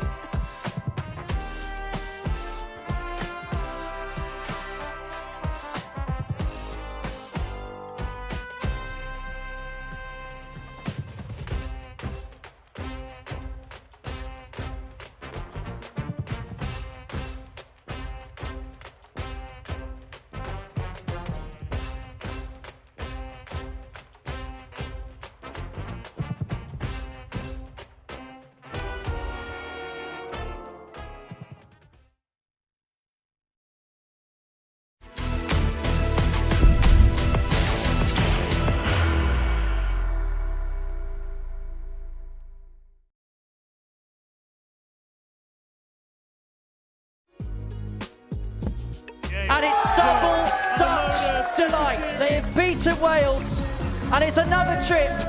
It's the Netherlands! If you put a pound on Scotland, you will lose a pound. Double 18. And Scotland have pulled off. Team Scotland. Giving Andreas Harrison's beard a stroke. But it is victory for Kenya. Team Kenya. Game shot on the second leg, And England. get the leg, he does. It's double 10. Game shot on the fifth leg, Canada. Oh, he's miscalculated. Well, that is absolutely incredible. Just having a conversation. You can understand it's you're playing for your country. They were staring semi-final defeat in the face, Game shot on the but last never leg. to be written off. But Hino is the hero, and the Irish Dream Team reigns supreme. Your champions are the Republic of Ireland!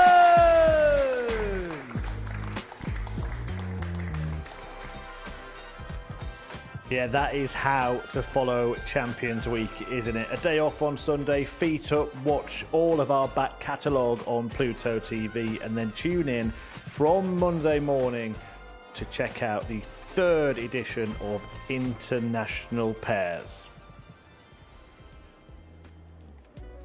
Back to tonight then, and well, we've just witnessed Radek Jaganski play his get out of jail card. A 4-3 victory against Neil Duff keeps the pole in contention. Now Neil Duff has got Derek Coulson to contend with if he wants to get through. Nothing sorted in that group. It looks pretty sorted for Jack Drayton, it has to be said, in Group 2. He can only be eliminated via a 9-dart shootout, and that's if he were to be beaten 4-0 by Steve Green in the next game. The pair know each other very well, and Green is a finalist to take to the stage. Steve Green, here you are on Champions Night. Let's go all the way back to week 1. Did you ever think you would be here tonight? Thinking it, no. Hoping for it, that's probably the better way to put it. But yeah, like I've said to Paul, yourself previously, I just turn up, play my game, have no expectations, and yeah, I managed to make it through. Aside from your sort of relaxed attitude and demeanour, there's a quiet, steely determination about yourself. Have I got that right? A lot of people probably say that about me. I mean, determination's something that I've been brought up with, and you know, I've always wanted to achieve certain goals, and yeah, determination's something that I do have, but I probably don't think it of myself, to be fair. This could turn out to be one heck of an underdog story. Do you see yourself as the underdog? I do, actually, yeah. And I was quite surprised when the odds were published that Scott Taylor was below me, you know, a former series champion. For me to be the 11th favourite, I guess, in that case, it's, yeah, a complete underdog. But that's, like I say, I come in with no expectations and I just play my game and, yeah, see what happens. Emotional success back in week 1. I'm guessing it will be even more emotional if you end tonight lifting that trophy. Quite possibly, if it does end that way. Yeah, watch this space. It might be tears, it might be elation, it might be, I don't know, I might be jumping off the stage in glory. I don't know. We'll see. Steve, great talking to you. Best of luck. Thanks, Sam.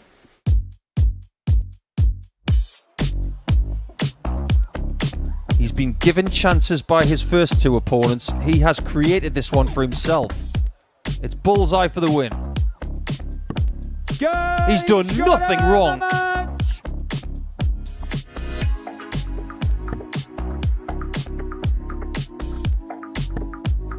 We have another chance on the ball. And this one's taken. He just can't count this guy out. But if he gets a shot, he might only get 1 dart at a double. Time to find out. This guy's just so good. Steve Green. Good evening, ladies and gentlemen, and welcome back to the Modus Super Series. Here at the Live Lounge in Portsmouth. It's time to meet the players. Would you please welcome to the stage? He is a two-time back-to-back PDC Development Tour winner, Jack Drayton, and his opponent is from Anglesey, and he's making his Modus Super Series Champions Night debut, Steve Green.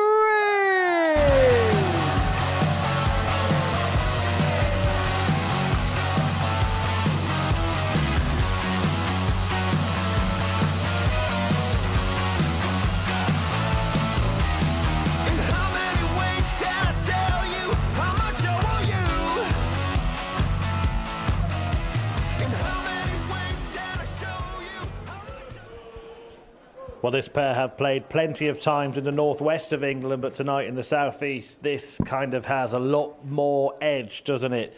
But there's certainly a bit of an edge for Jack Drayton tonight, because the way he went about his business in his first match, listen to this, his opening average at Champions Night was 105.47. That is the fourth highest opening average ever recorded on a Champions Night. The man who played plenty of darts across Champions Week, 19 years of age, has arrived at the biggest night of his darting life, in the best form of his darting life, and Steve Green is going to have to contend with that. But every obstacle put in front of him at the Super Series, he has managed to overcome. So this one really does have plenty of interest. Jack Drayton needs just a single leg, just one leg, to make it through to the semi-finals on his Super Series debut. And Steve Green, well, can he get one over one of his close friends? If he does, every chance they could end up going through together. Back to Coulson and back to Paul and Sam. Thank you, ladies and gentlemen, boys and Thank you, girls. Murph. First leg, Jack to throw first. Jack Drayton putting himself in a prime position. His first match could not have gone any better. He faces his good friend, his county teammate, Steve Green. But for now, Nico, 16. they have to park that friendship. Yes, they do. And some people might think that is a very hard thing to do. And it is. But we've already heard from Jack Drayton in the early hours of this morning. And he said friendship is on hold when you play them. And there you go. Steve Green is okay with it. This could be a ding-dong. 131. He is a bit of an X-Factor player, isn't he, Steve Green? Unheralded, came into this week, unfancied. He's for real. We do end tonight with Steve Green lifting that trophy. Could that be the biggest underdog story that we have seen? 79. It definitely wasn't him. When he won Series 6, I guarantee you there was a lot of people who thought he was going to do it.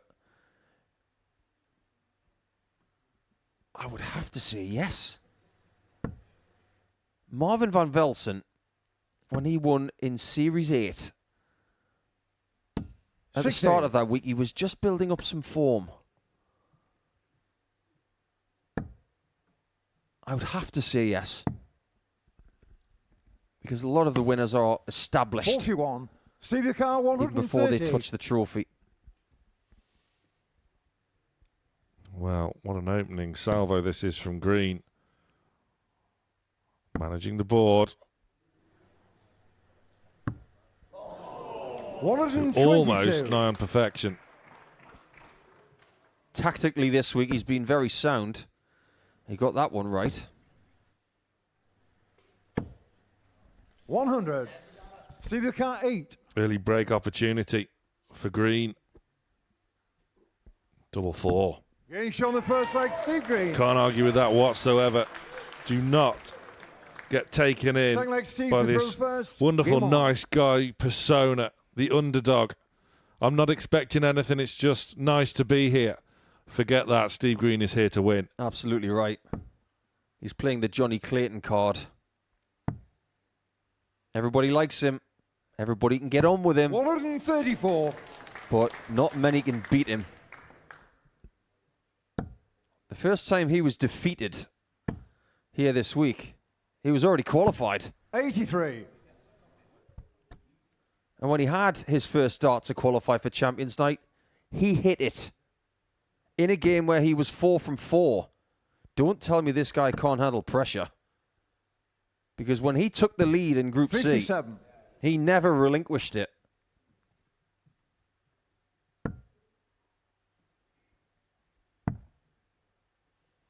There is a bit of pressure on Drayton because he will know, he's very astute, that he just needs the one leg to make sure that he's in the semis. You have to somehow forget about that and just play the game. Yeah, that is a very dangerous tactic. We've 60. seen it all before when players just start counting legs instead of focusing on winning the match at hand. You have to think about something smaller. 140. Like making sure you're standing in the same position. Remembering to breathe in between throws. And remembering a really good point on the dart where you're gripping with your thumb or your forefinger. Just keep your mind on that and play 40. the game the way you can. 144. And he's got time in leg 2 to get the job done. Excellent. 92. More than competent. So he will get chances in his next visit to make sure he's the first name into the semi-finals. Yeah, wrestled back the initiative from Green, who, after breaking 100. Drayton in the opening leg, has 52. surrendered it straight back. Tops. Double 10. 42. Steve Carr 110. He was bankable on tops in the first game that he played.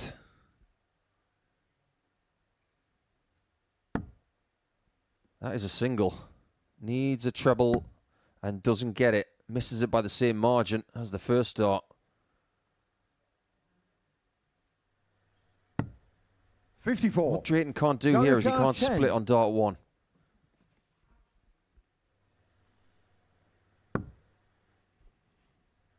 Safe first start. Just working his way down.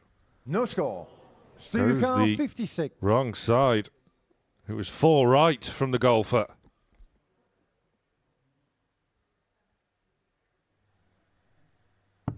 This guy is opportunistic.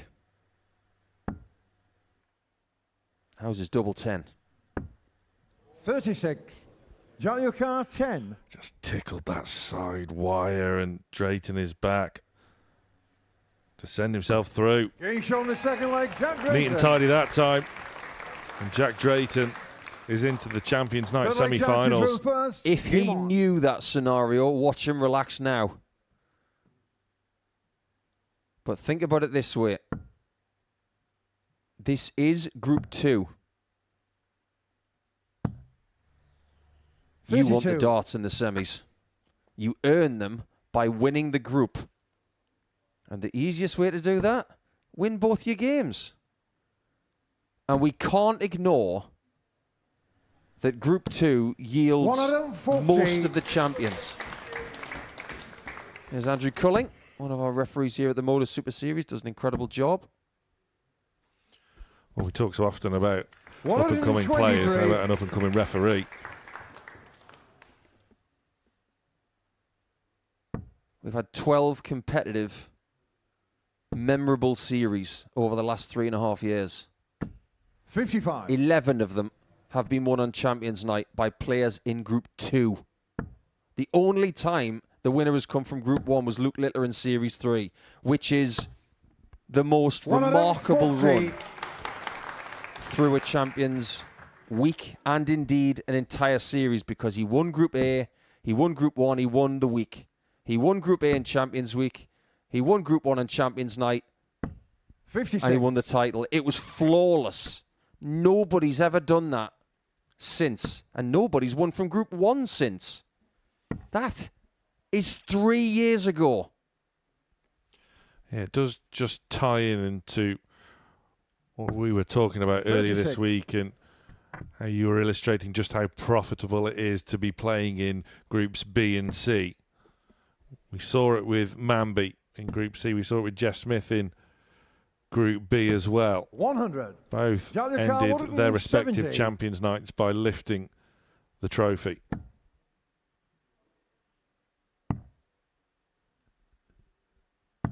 $58. Save your car 150. Which double do you want to end on with this shot? That's what your first start's all about. He can stay there. He was trying to catch it by slightly underthrowing it. And that's the way he throws. It was almost a shot at double 15. In search of a treble. 74. Brilliant ball management, and it almost paid dividends. Exactly the right thing to do. Nice to see young players doing that more often. It is green for green. Game show on the third leg. It could be all go as well. 2-1 lead. Penny for the thoughts of Simon Stevenson, who faces Steve Green in the final group stage match here on Champions Night. I think what Simon wants is a Jack Drayton comeback in this game. It's not necessarily a comeback. He's only one leg behind, but he wants a Drayton win. That would then line up game 6 of the night, the final group game, 57 as knockout.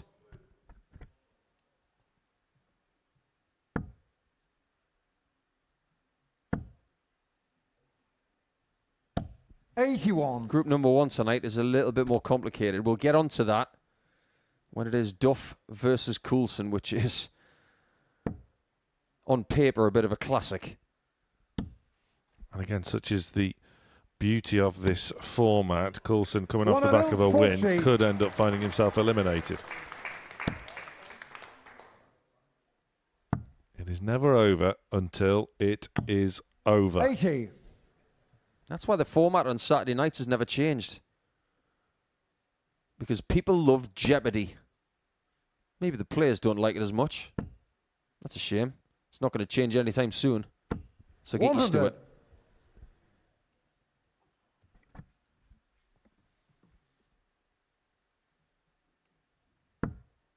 Drayton has played on stage at the Isle of Man and won recently. 134. It has its own pressures, but Team Green have never been under this much pressure before.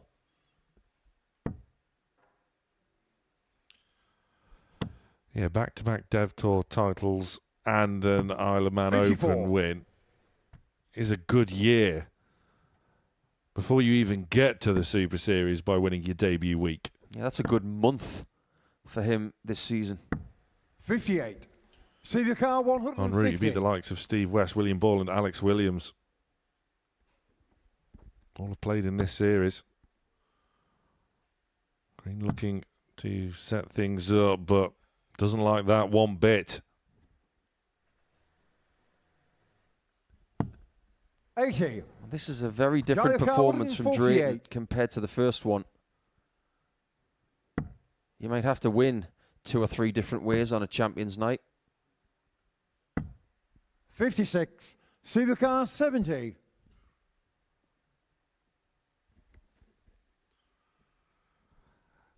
For 3-1.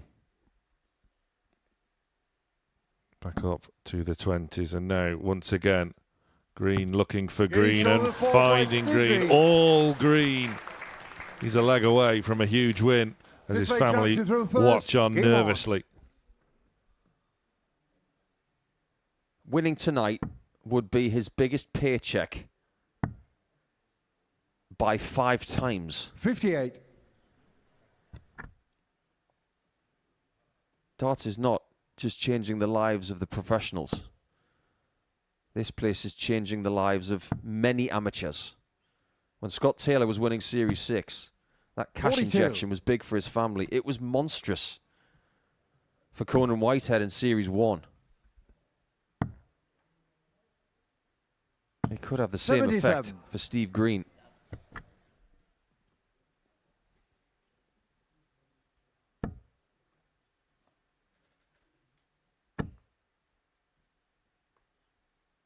You can't forget as well, 59. the odds compilers had Steve Green as the outsider after winning his group.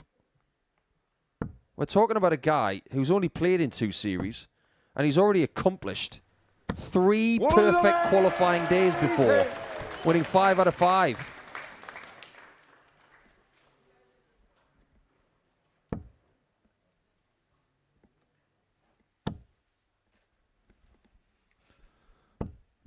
$100. Well, Drayton has a clear lead. He's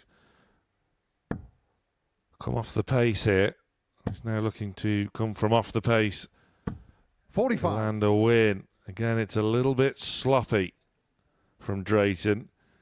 He is on a finish, but a 140 here would fire Green back into things. 60.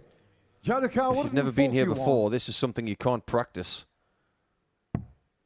It's called learning on the fly. And it never gets old. 55. He looks puzzled as to why it's not going the same way as game 1. But he has got a shot to make it 3-2. Here comes the pressure. 140. Yellow car 86. So to get back into this match. Steps back, steps forward. Double 16 has been profitable for Green. 54. But not for Drayton. He's had problems down there at times this week. Shots like this, Green has been gobbling them up.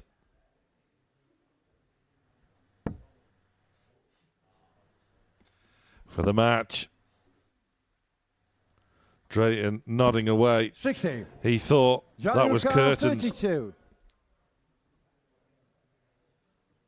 He doesn't want to miss this on the outside. Double 9.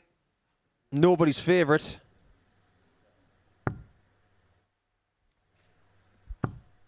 $23. Dear, oh dear. Car 40. This is an absolute gift for Steve Green. Tops the target.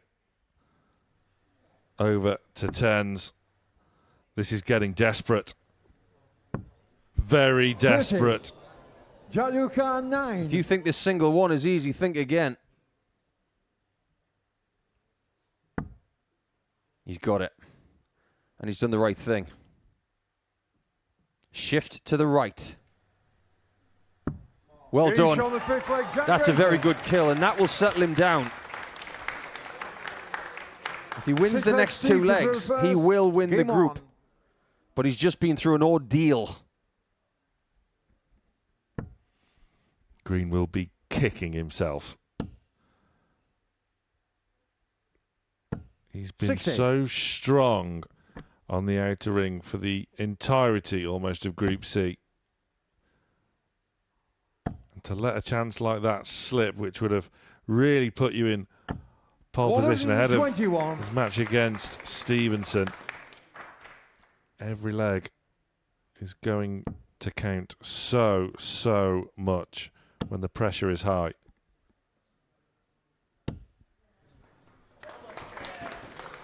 $140.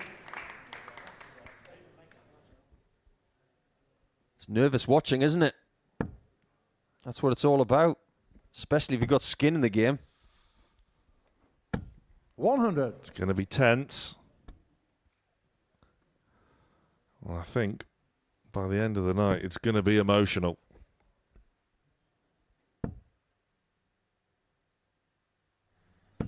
$85. It was emotional when Charlie Manby won. I remember when Jeff Smith won, one of his darts disappeared. I think it's still in the air. 60. Garner van Belzen, one of his participants in Group B this week after winning week 2 of Series 13. Didn't happen at all for Keanu 60. this week. I'm sure he will be back for Series 14. That's one of the benefits of winning a week. You're way more likely to be invited back. 40. Save your car 156. I think Drayton's going to be devastated with his output in this game. He is through to the semis, but he's got to find a recovery at some point tonight. He doesn't even know when he's going to be playing next. 60. Trebleless. Green wondering how. And Drayton. Eyes firmly fixed on 100. the prize, but Steve just can't find that 96. second treble to set it up perfectly. Green back for another crack to win the match. Yeah, to win the match, but not to be guaranteed through. Double top. That is good enough.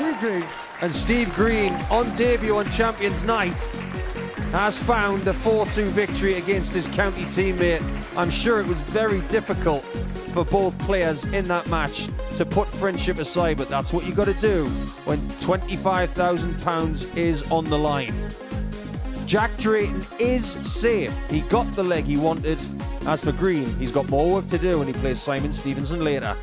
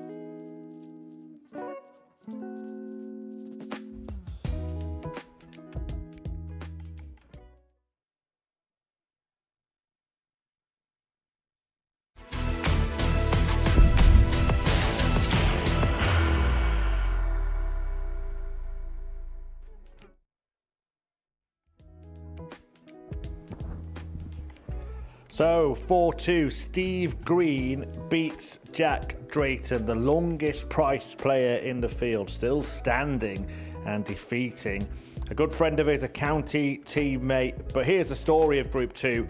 Jack Drayton may have lost the match, but he has won a place in the semi-finals on Champions Night. That's because that win over Simon Stevenson in his first match was that good that he got those legs and those points in the bank, and whatever happens in match 6, Jack Drayton is in the last 4. We'll go now to Group 1. Neil Duff taking on Derek Coulson, and this is the scenario in that match. Now, Neil Duff, for him, it's a straight knockout.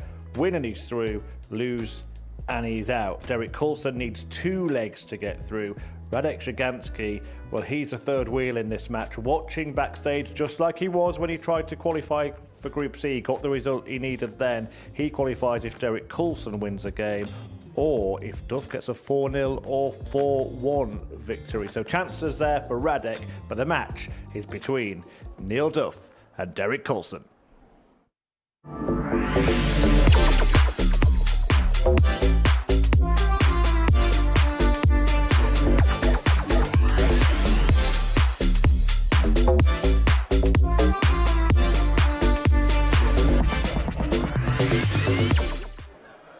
Good evening, ladies and gentlemen, and welcome back to the Modus Super Series here at the Live Lounge in Portsmouth. It is Champions Night, and we are live on Pluto TV. It's time for the 5th match of the evening. These two have a combined total of 11 Modus Super Series weekly titles. Derek Coulson and Neil Duff.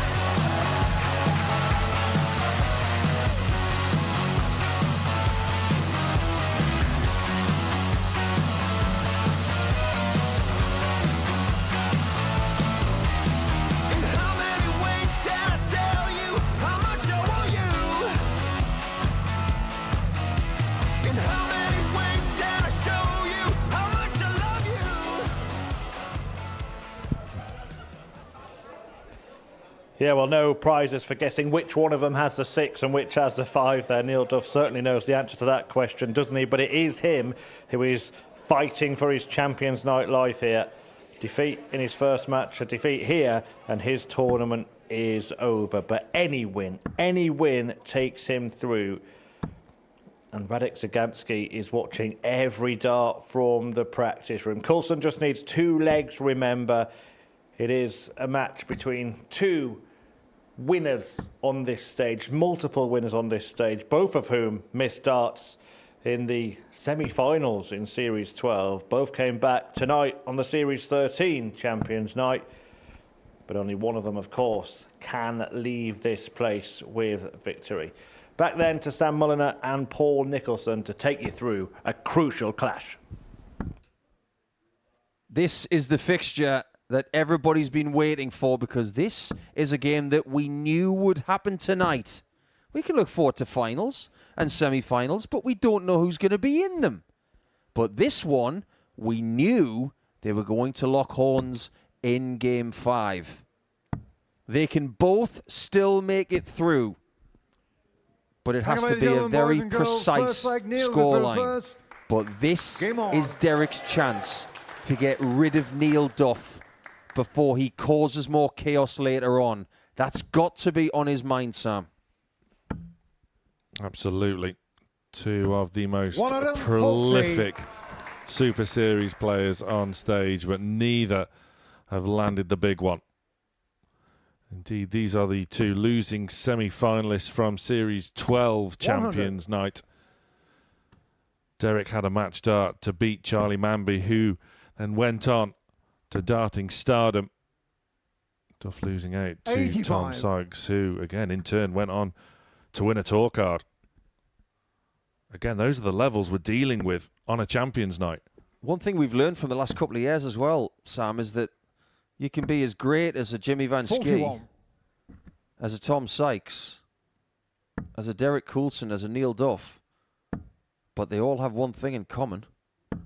45. None of them have won a series. They've won bucketfuls of weeklies. Jimmy Van Schie's won the pairs, which starts on Monday morning. But none of them have won this. There are candidates 45. for this title, but if you don't get here, you don't have a chance. They still have a chance. 85. We're getting to the real nitty-gritty. It's no surprise to see things get scrappy. I very much doubt Coulson has got in the habit of counting 57. legs. Neil Lucar, In his early 46. days here, he did fall for that ploy to his detriment. He has learnt his lesson. He's trailing to Duff in 90. the opener, albeit on the Duff man's throat. And as each leg goes by, the clock ticks.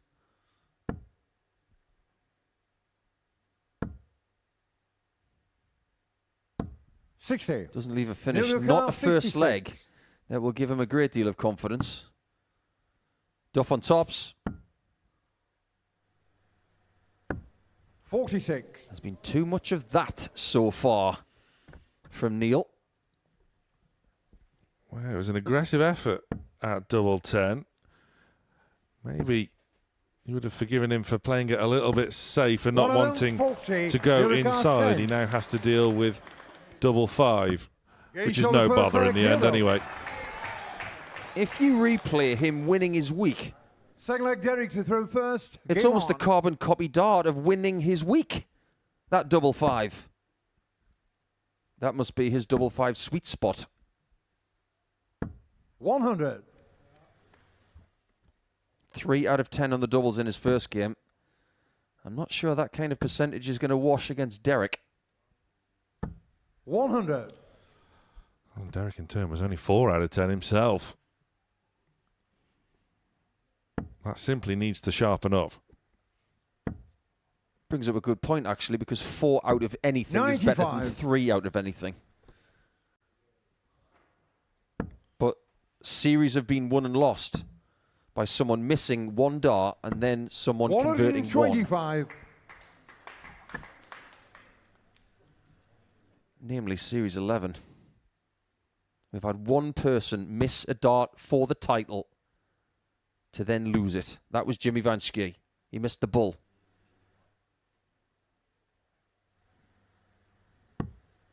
Very good. 139. He's got his head screwed on this time. He looked a little bit lost towards the end of his first game, but seems to have recomposed a bit. 96. Yeah, exquisite ball management from Coulson. 167. He's got 6 from 167.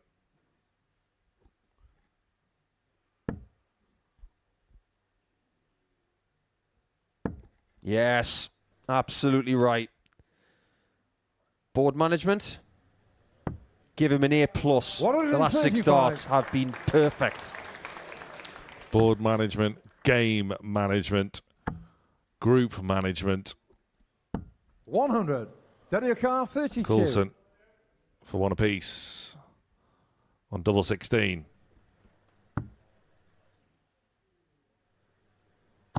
That's how you use a marker. Slide it in next to it. Third leg, Neil to throw first. I just want to go back to series number 8. Earlier in the night, I referenced that Luke Littler's had the most silky campaign in doing it perfectly. Connor Scott in Series 8 nearly replicated it. He won Group A, he won Group 1, he won his week. In Champions Week, he won Group A, he won Group 1, and then he lost in the semis on a night like this. That's the closest we've been to that since Series 3. Derek is still on course. Coulson needs 1 more leg to qualify. He needs 2 more legs to win the group. And what you referenced. 100.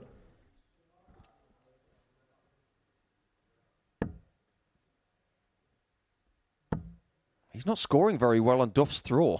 60.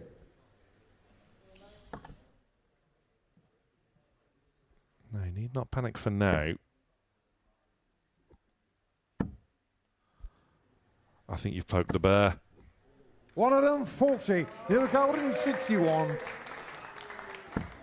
And what kind of board management are we getting from Neil? Thou shalt not give in to temptation. 121. Well done. He wanted to. He did. And 161 is the best finish of the week from a moment's perspective, but we have had a 170 from Jemai van der Nierik. What have we got here from Neil? Not double five again. He's got to go for it. 35. This time he was distracted. 114. Well, double five has proven to be a skin saver on more than one occasion for Neil Duff. Not that time. Treble 18. Just grazing that wire once again. 5. 54. Can be almightily awkward. Just like Drayton's 9 checkout. But he does find double one. And he does eventually take the lead. This is tense. Game on. This is the biggest leg of the match. Coulson, if he holds, he is through. 93. If Duff can break him, Neil can then serve out this match to eliminate Coulson, the tournament favourite. And what a start. 180. That is the first max of the match.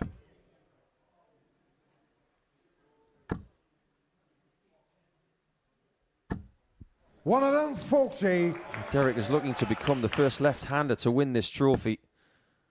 A couple have tried, Spivey and Usher. They got close by making the final. 140. And Duff, he was trying to do what Jack Drayton was doing in his first leg of the night. Give him a few seconds, he'll be okay with it. 5 trebles from 6 is very good. 58. Duff is in control. This is his comfort zone. He likes to be the boss. 149. And look at what he's doing. Looking to return for double 16 for a potential 10-dart leg on the Coulson throw. We say so often this game is about timing. 32. And this is Exhibit A. Neil Duff can now turn around to serve this match out to eliminate Coulson. First. Game on. There was a little shake of the head from Neil there when he hit a 10-darter. What more do you want? If Sagansky survives in this group, he's 60. got more lives than an alley cat.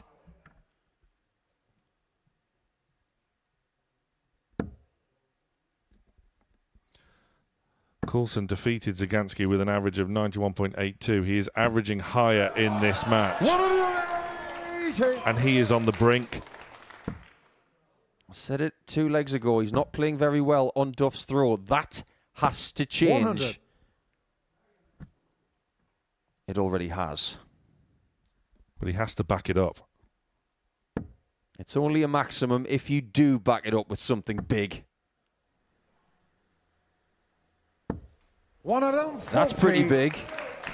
You never know, he might even 10 him back. Duff isn't going anywhere. 140. From this position, the last thing you want is just 1 dart at the bull to get through. You want something bigger. That's why he's done that. That's really good board management again. What can Duff do to pile on the pressure? Wow, this is incredible. What standards these 2 Super Series stalwarts are setting. This has got to go to keep himself in Champions Night. It's got to go. It's not gone. And Coulson is on the brink of elimination. Oh, how things can change. And Duff might get rid of the favourite. The way he's played in this game towards the end, he does deserve to go through. But the big shock of the night is that DC and his quest for a first series title, it has ended. And legacy for Duff is still possible. It was tense at times, But the man who averaged 101 right there, he succeeds, and he's taking Radek Zagansky with him.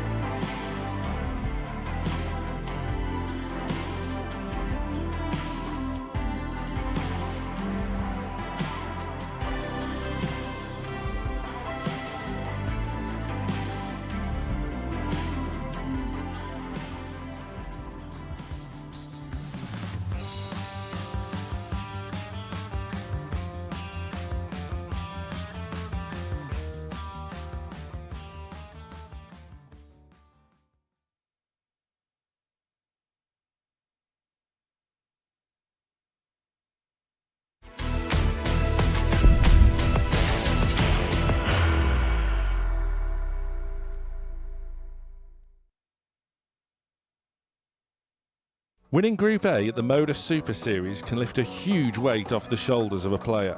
They receive a nice cash bonus and a couple of days off before taking part in the all-important Saturday finals night.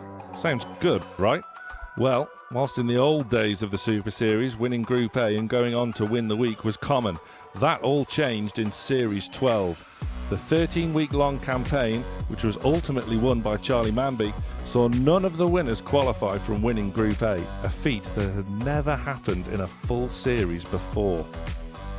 Derek Coulson's victory in Week 9 of Series 11 marked the beginning of an unlikely curse of Group A, where it would take 24 weeks for someone to finally win Group A and the week. The player to break the curse? Derek Coulson, the last player to achieve the feat. That happened in Week 4 of this series, Series 13, and once the curse was lifted, 3 more players managed to win both Group A and the week. Jack Drayton, Nathan Potter and Graham Hall, who incredibly achieved the feat the week after Coulson ended the drought. Whilst the curse of Group A is well and truly lifted, another unlikely record is currently live. Since Luke Littler in Series 3, no one has won Group A of Champions Week and gone on to win the series title. Will the record that has stood for 3 years finally be broken in Series 13? Well, the simple answer is no. The curse of Group A holds.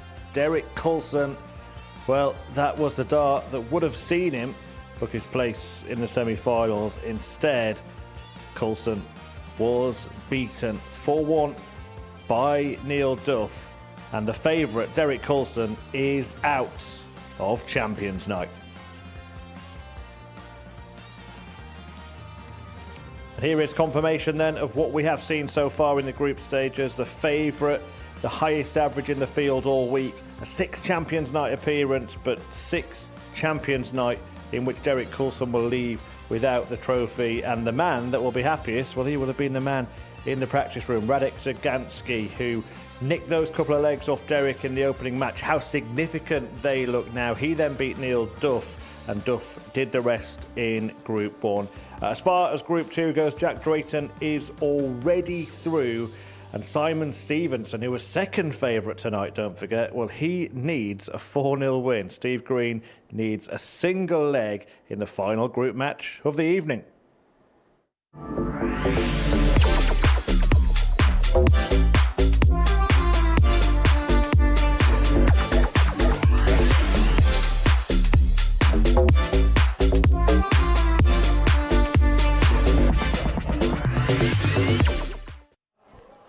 Good evening, ladies and gentlemen, and welcome back to the Modus Super Series here at the Live Lounge in Portsmouth. It's time to meet the players. Would you please welcome, from Plymouth, he is a former PDC tour card holder, it's Simon Stevenson, and his opponent, reaching Champions Night for the first time in his career, from Anglesey, it's Steve Green.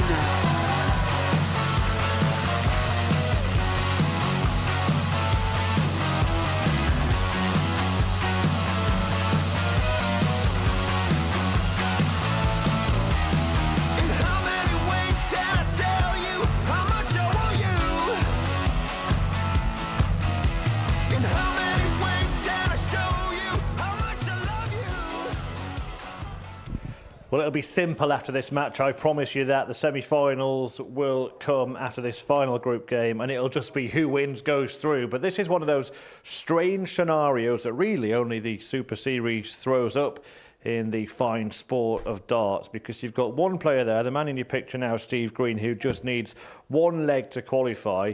Simon Stevenson, therefore, a leg from going home. But if he can win the match 4-0, then he will go through. Ironically, Stevenson in this one, the man in green. Sam, Nico, it's all yours.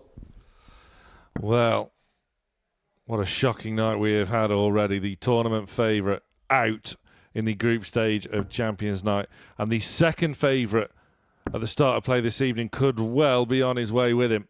Stevenson needs them all.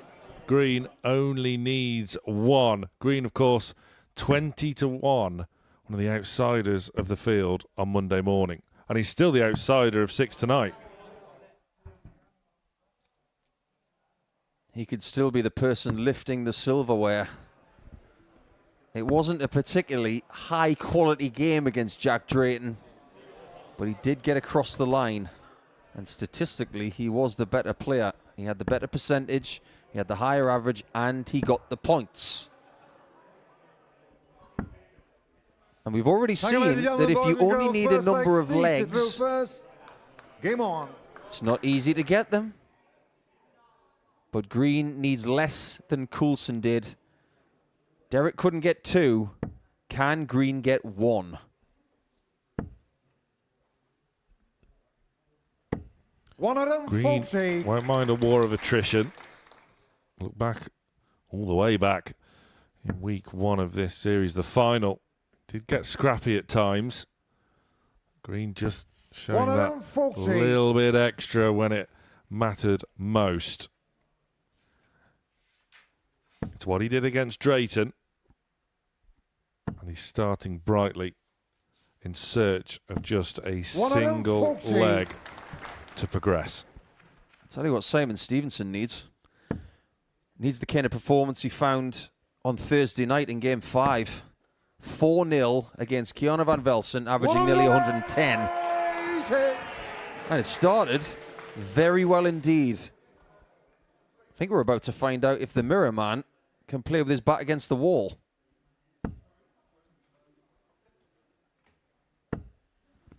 But he can't stop Green getting a look at that 1-2-1.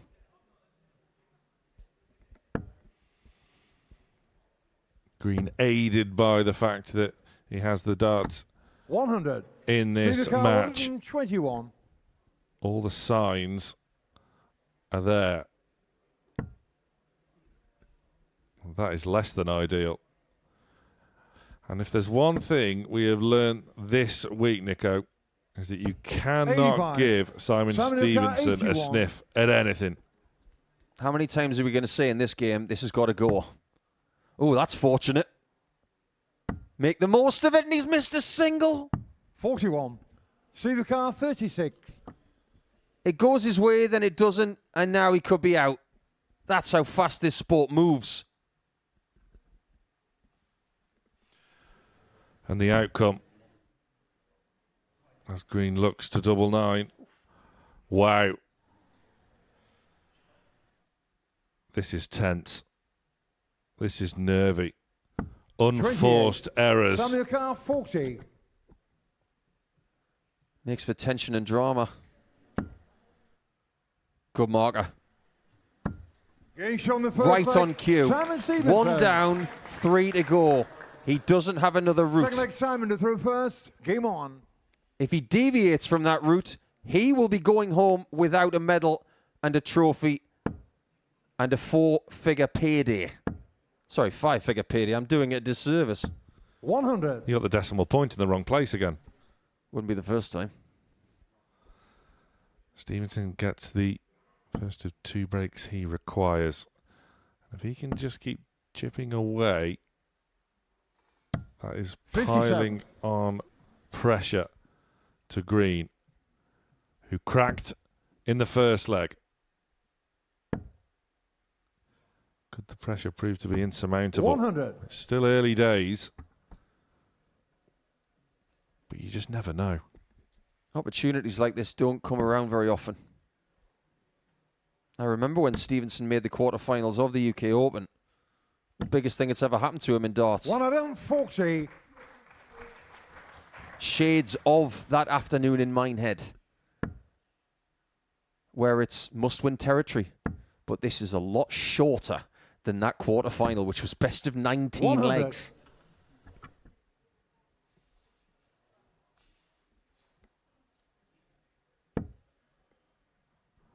Green is going to have to earn this.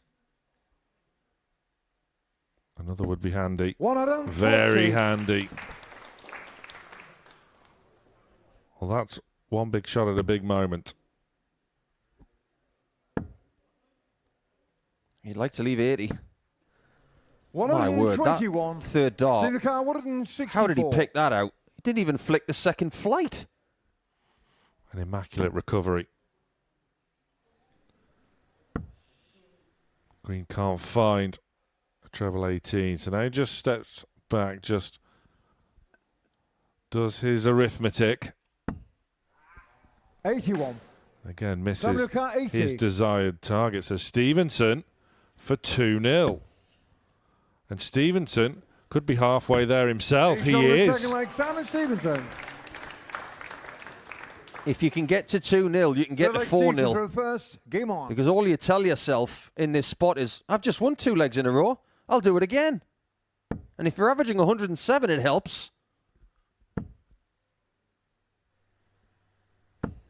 140. I love these situations. Because if Stevenson wins this leg, it's all on the next one. It's a 1-leg shootout to see who goes into the semi-finals. 95. In a series that lasts more than 3 months. The situation is 2.5 minutes. 140. Green is grafting. Stevenson unassuming, 100. determined. At this stage, level tons might not be enough, and Green now looking to run away with things. Not in the scoreline of this match, but in the context of a group as a whole. The last 3 visits prove that if you can get your first start right, you can have a leg like this. His first start has been 60. perfect. Car 81. And he's got time on his side to get this job rubber stamped. Perfect start. Force that wire down. 69. A yelp, a cry. I don't remember him ever doing that on this stage. He knows exactly what he 60. needs to do. Supercar He's 12. still got time on his side. But it's a huge telltale sign. 666. Steve Green is through. And Simon Stevenson, the second favourite, joins the favourite in being eliminated Game on. at the group stage. The final 4. It's Zagansky, it's Duff, it's Drayton, and it's Green. 140. If you picked those 4 at the start of the week, well done. Nobody else did.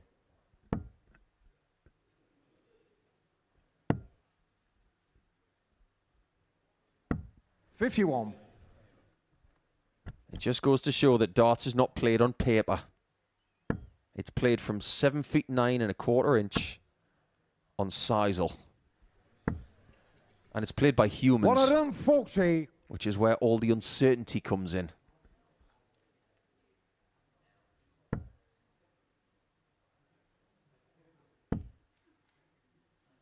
As for the experience of the semi-finals, Green's got none, Drayton's got none, Sagansky's got none, Duff has played in 1 semi-final. 100. He won't be thinking of that, though. He'll be thinking about the 6 weeks he's come here and won his regulation week. He is looking for 7th heaven. 100. He doesn't care who he plays now. 21.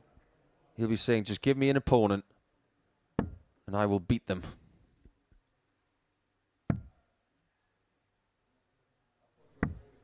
$41.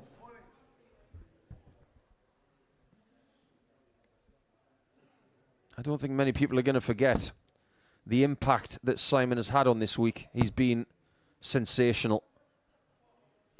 96. He's going to be very dangerous for the rest of the year wherever he goes. He's still got a few darts to throw. And he does that again. Simon Stevenson. You've got to give Green credit. The way he played in leg 3. Game on. He just pushed Stevenson out. Both still averaging in excess of a ton. 57. Stevenson has treated us with brilliance and magnificence all week.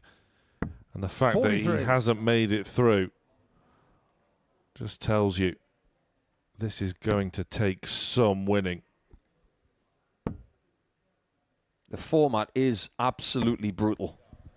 100. It's long distance during the week. It's a sprint on a Saturday. If you're a middle distance runner, it's not for you.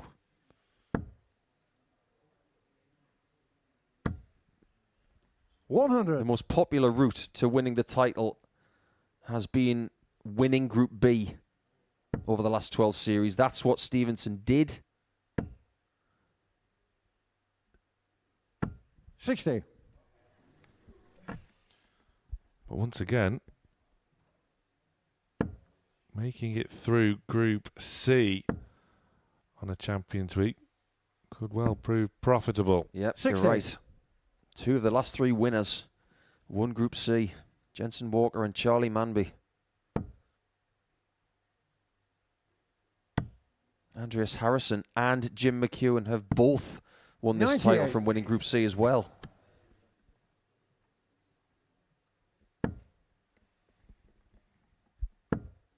Could Steve Green follow suit. And in quite weird fashion has been, or in the process of being brushed aside by the man who's eliminated. Slightly weird. It's been a bit of a 43. weird series Somebody as a tell whole, I think 158. it's fair to say. A little bit of everything. Anything and everything.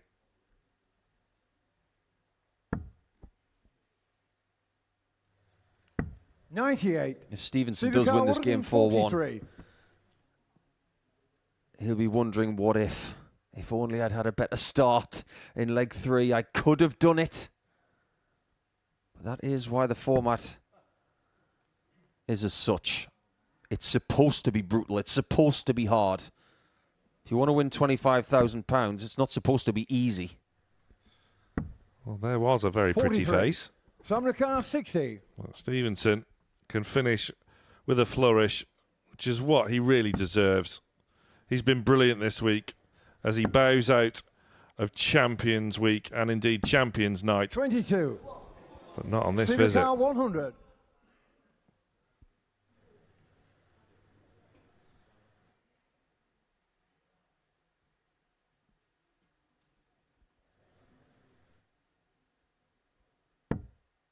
Let's not forget, Steve Green needs to win this game to win the group.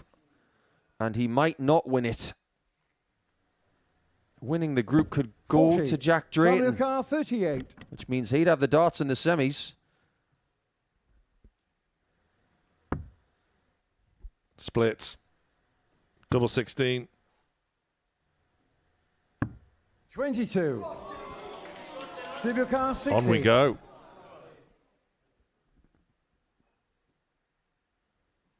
This is the drawback to going tops.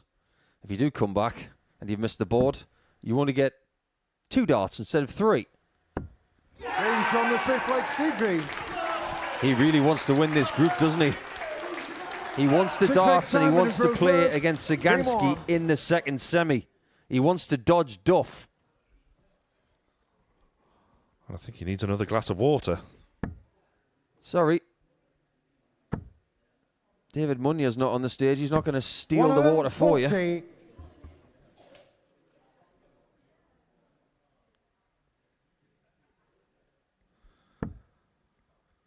How do you even begin to sum up the week for Derek Coulson and Simon Stevenson? 140. So near and yet so far. And yet if Coulson can continue progressing on the Challenge Tour, 81. we might see him at Alexandra Palace come December. We might not see him here next year and indeed the year after minimum. I still think he can win a title like this. Missing out on a tour card by 1 leg might have its benefits. 100. But I am really curious right now as to Green and his intensity levels. 100. Is he pushing the accelerator just a little bit too much in this game? Is he not conserving energy that he might need for the rest of the night? That's my only concern. You're going to need poise, you're going to need concentration, 60. you're going to need energy, and if you push it too much in a game where you've already qualified, it might have a detrimental effect later. Control. 60. Control that adrenaline. Control those emotions. Keep it all in check for the opportune 85. moment, Somebody for the Carr, big moment. 120. As Stevenson once again looks at a big finish to round off his campaign. 100. Stephen Carr, Just can't get there. 116. If Green gets this, he'll have a chance to win the group.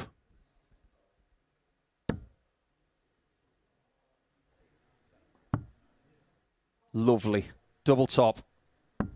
76. Samuel Carr, 20. Stevenson, 2 10s, up for 5s. That was a high 5. 10. Stephen Carr, 40. To send us all the way, which could lead to potentially Green topping the group. He still can. Steve Green. His family are very, very proud of him. Semifinal leg Steve to throw Did first. he think the game was over? Silly, silly Steve. It's not done yet. This Game can on. happen when your brain goes to mush. Mush indeed. I don't think either of them know who is throwing first. Steve hasn't got a clue. He's having a word with Richie Burnett's speaker. Wait for the penny to drop. It's dropped, and on we go. It's as simple as this. If he wins this leg, he will win the group, and he'll play against Sagansky, 100. his fellow graduate from Group C, in semi-final number 2. 60. If Stevenson wins this leg, Green will effectively stay on the board and take on Duff against the darts. 140. Still a pretty decent game, both averaging around the 90 mark, but those numbers have come down by 10 in the last 10 minutes.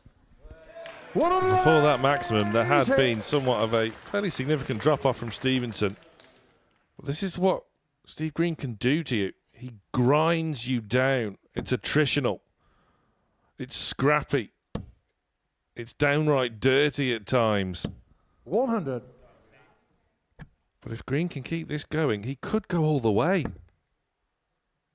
Yeah, he's a bit like that dragon on the shirt, which is a little bit different to the one from 100. yesterday, and a little bit different to the one from the day before. He's gradually closing the claws, and the talons are starting to dig in. The fire is in his belly. 57. Sam I don't like that shot. 161. Should have gone to the bull with the last dart.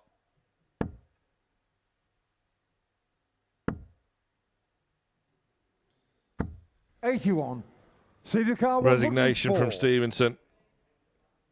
You can't blame him.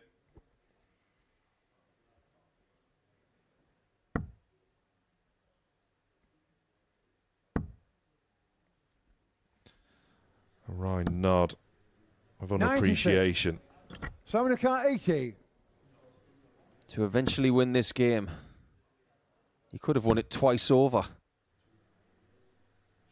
And he has won it eventually, which does have an effect on our semi-finals.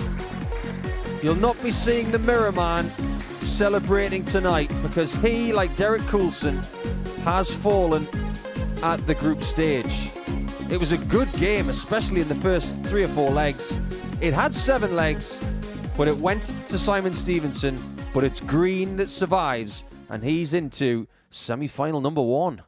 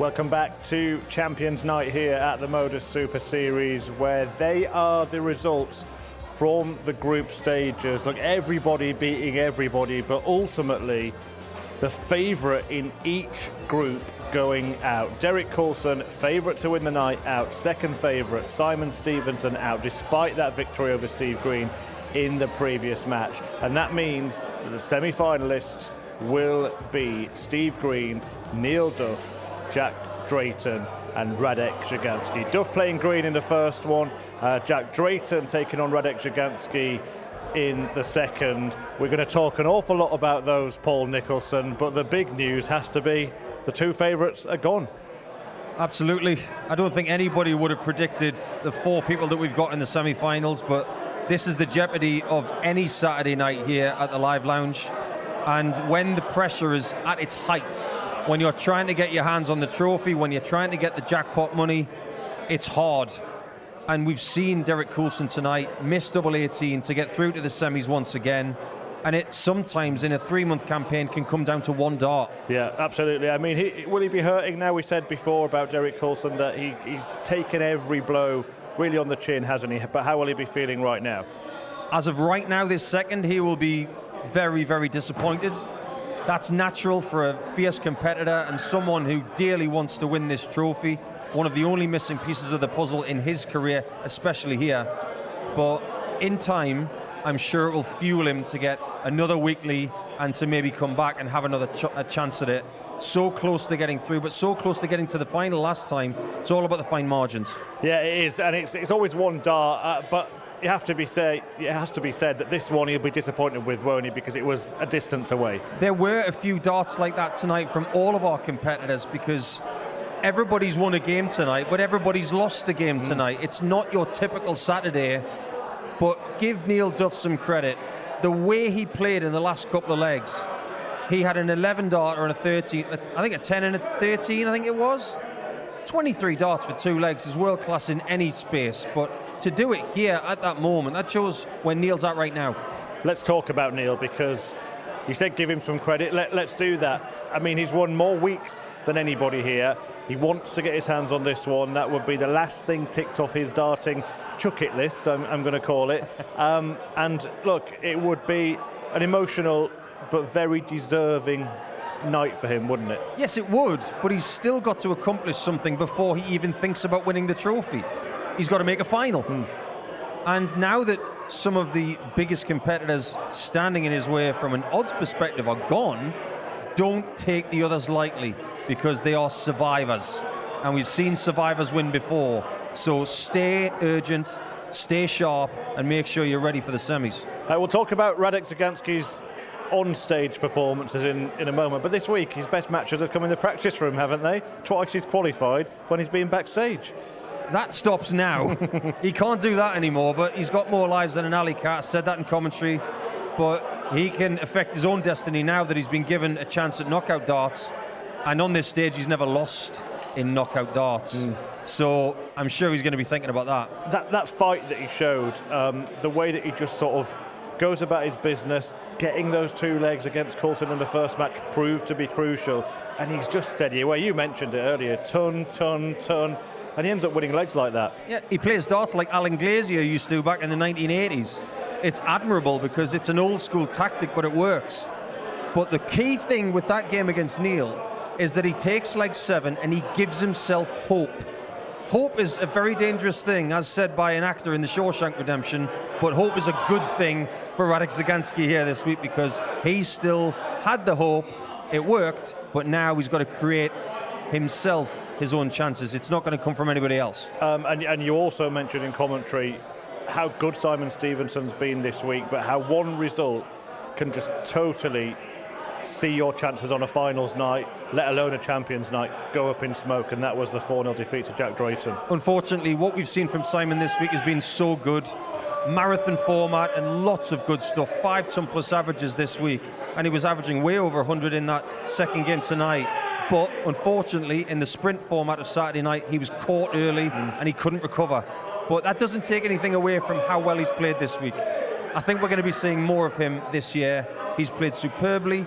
but unfortunately not his night. The credit has to go to Jack Drayton for that performance. At just 19 years of age, he looked the best prepared for his first match of any of the players. Yeah, he came out of the blocks, used it very well, but he did look edgy in his second game. Maybe playing against Steve, maybe being in the second game where he just had to get a certain amount of legs. That's a difficult situation to be in, but now that he's in knockout play, this is where he can play his best stuff because he's more used to that. Development tour, what was it, 18 games in a row he won on the development tour this season? Yeah. And he won in the Isle of Man as well, in knockout format. This is where he could shine because the adrenaline's about to go up. If that edginess was about playing someone he knows so well, I mean, he could play him again in the final, couldn't he? Because Steve Green, his fairy tale continues. If we had a window on this stage, you throw your friends out of it. It's as simple as that. He shouldn't care how he plays. Do you want to get your hands on that or not?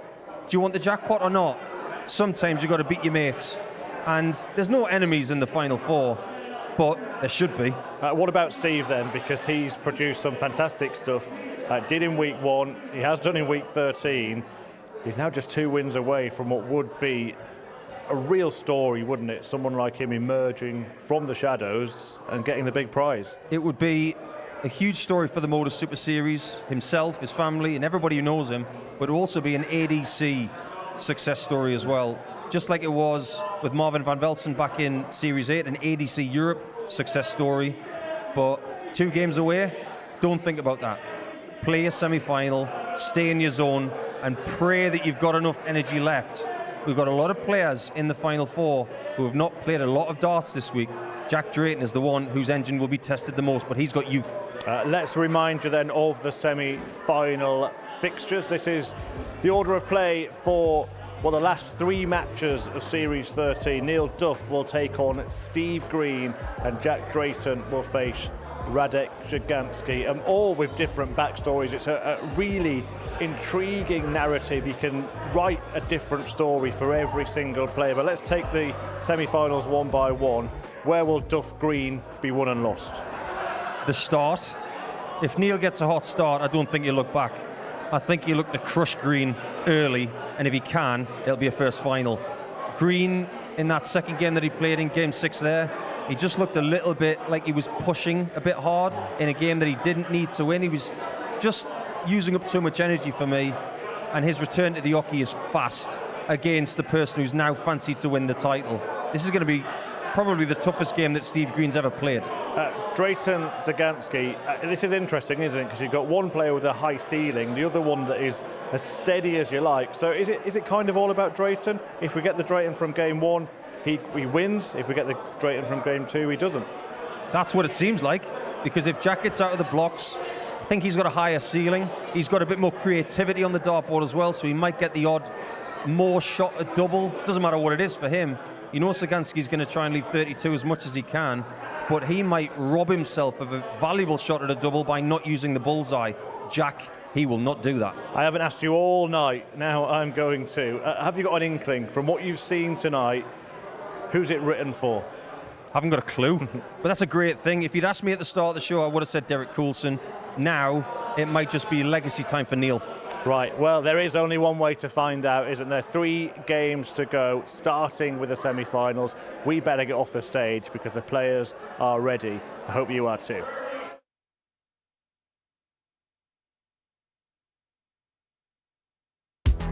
And this is Exhibit A.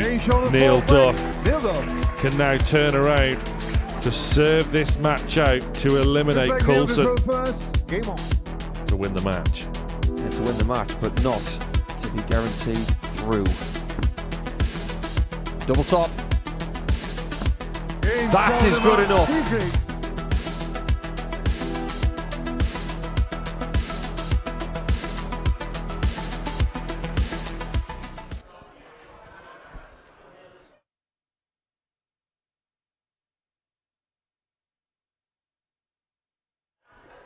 Good evening, ladies and gentlemen, and welcome to the Modus Super Series here at the Live Lounge in Portsmouth. It is Champions Night, and we are live on Pluto TV. It's time to introduce the semi-finalists. Would you firstly please welcome to the stage? He is a 6 times Modus Super Series weekly winner from Northern Ireland, Duffman Neil Duff.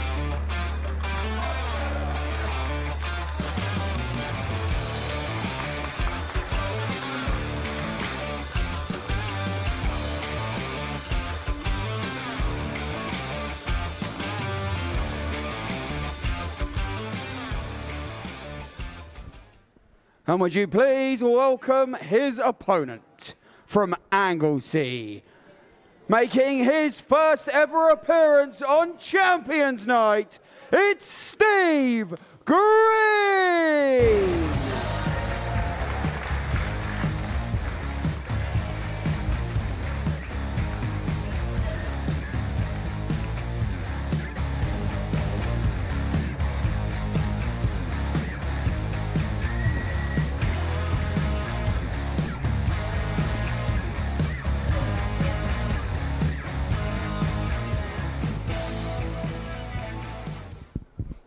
Well, it's getting bigger and bigger, and they are getting closer and closer. Steve Green, a step away from the final on his first Champions Week here at the Super Series. He was the first winner of the series. Neil Duff has lifted a trophy aloft on that stage more than anybody else, but never has he got his hands on the big one. Is tonight Duff's night?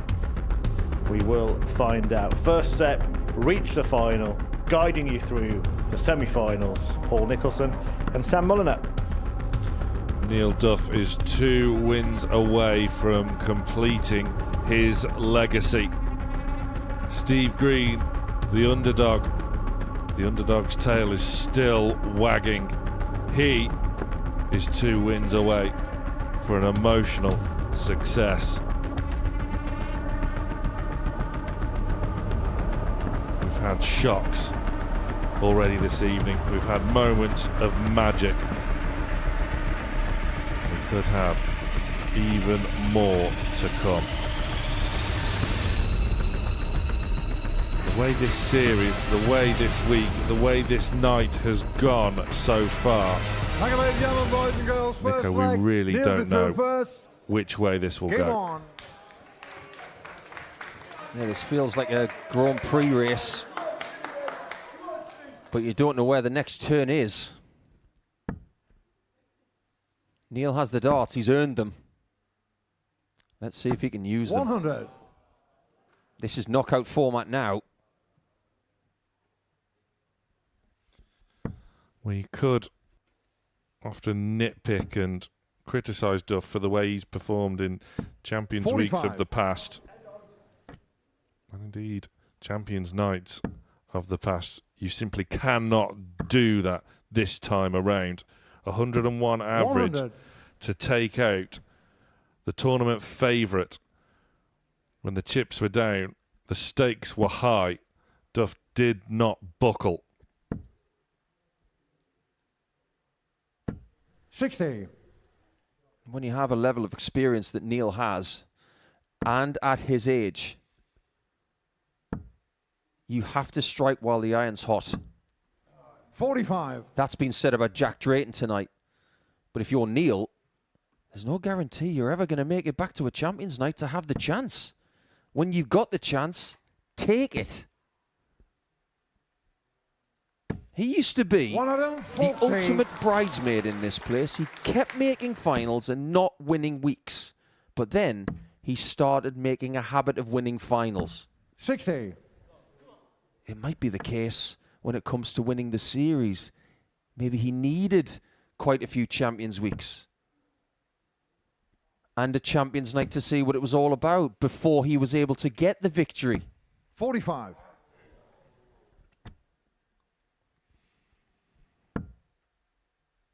He remembers every failure of Champions Weeks past. And he 100. would have learnt from every single one of them, as will that man. One of the game's good guys. Coulson will be back next series. Make no mistake about that one. I wouldn't want to be the next player to face him. They're going to get it. 97. Near the car, 96. Duff. Can't find a business treble. 36. Green. See the car, can 114. Big fan of that, by the way. Business treble. Stick that in your Darton dictionary and keep it.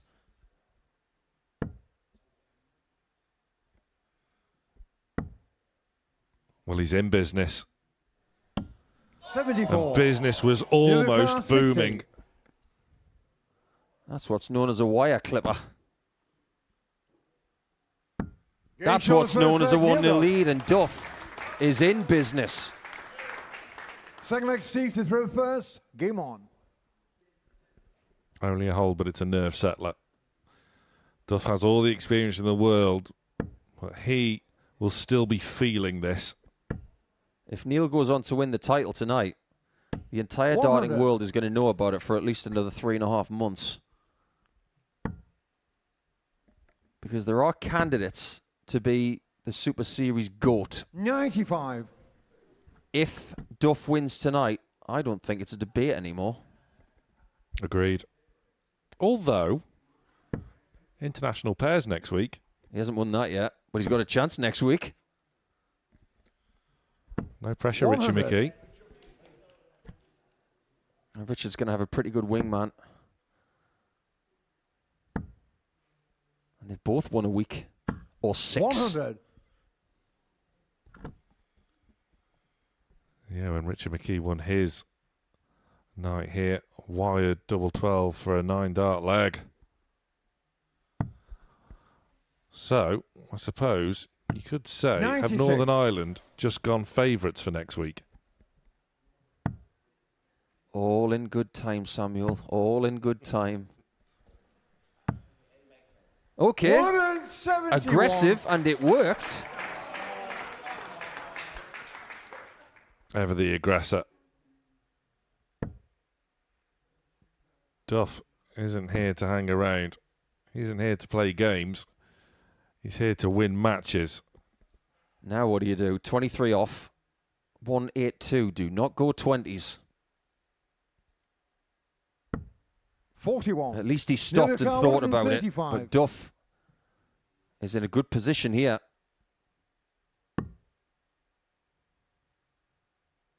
Will he go for it? Of course he will! Now he's in the mood. That 25 was perfect. You could not go for it. Game on. The target Thank was you. gaping. That was a peach. 100. This could be a rather good week in sport for Northern Ireland. Last Sunday, Rory McIlroy won the Masters for a second time in a row. We don't have a jacket, but we do have a jackpot. 60. Well, what did we say about Duff? The power scoring was there, but if he can just sharpen up on the doubles, this 100. could be his time. He's 2 out of 2. Yeah, this is the time to do that. When it's knockout darts, it's time to push.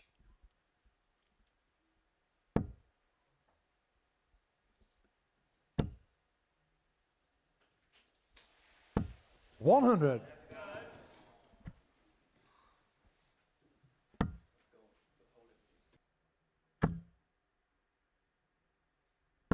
100.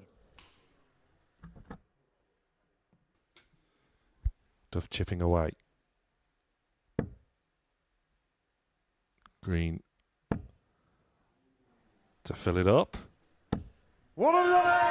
He needed something to happen because before that he was averaging under 80. Now it's the time for him to push. 60. Steve Carwood. We are learning about Steve Green by the minute. What has he got left in his third consecutive day of action in his first evening session? He's starting to find stuff. 97. The other car, 141. Well, he's working his way back into this match, but not for the first time. Duff can slam the door shut. Well thrown. Very 81. well thrown. See the car, Green's 64. not over the line here. This is not an easy shot.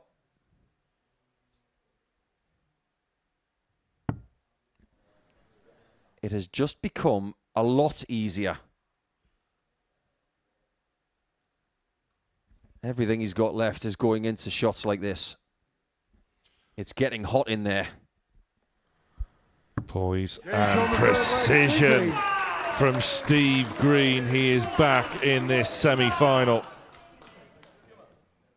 He's living every moment, isn't he? This is, without a shadow of a doubt, the biggest game he's ever played.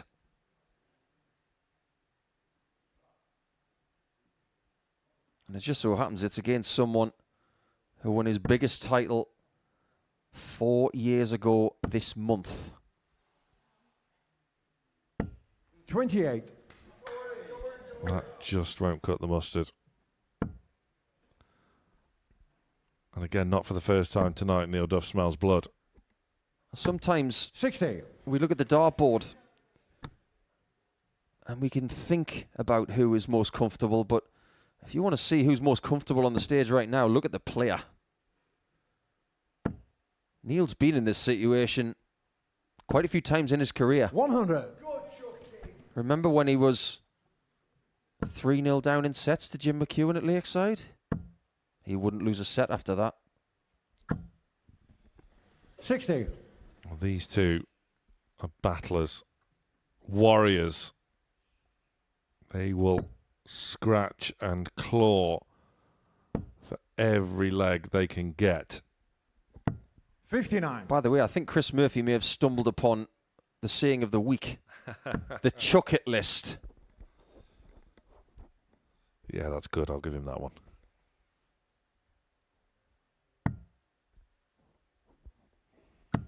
$84.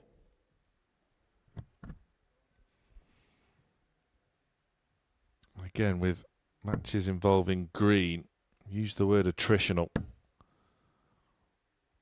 It's threatening to 100.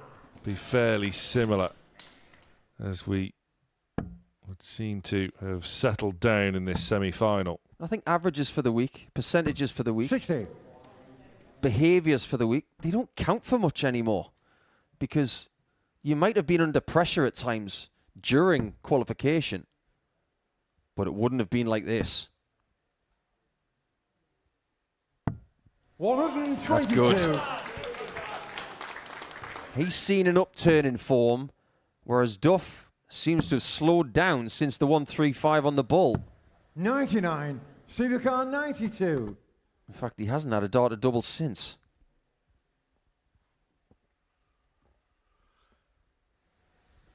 A measured approach. A real loose one. Treble 17 can't be pinned, but the treble 18 can. 38. Add your name to the 138 Hall of Fame on double 12. This is also to break the throw. 126. He was expecting it to go. But again, Duff wasn't really sure if the second treble was in or not. He had to pause and peer round the corner to check. Disrupting his rhythm. And Green is now level. He's definitely going for it. There's no rhythm to this game. If Neil was playing someone more experienced, there'd be more rhythm to this match. But Green, to his credit, without the experience, he's taking little timeouts here just to compose himself. He's inadvertently a rhythm disruptor, is Steve Green. He's a smiling assassin.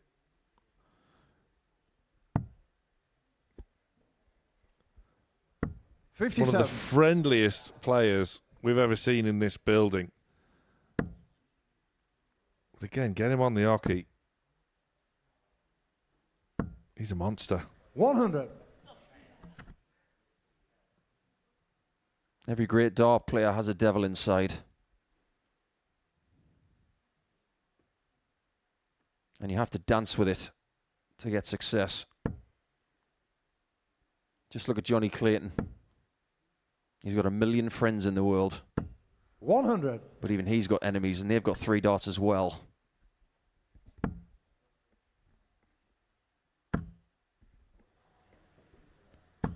$140. Solid. Typically solid.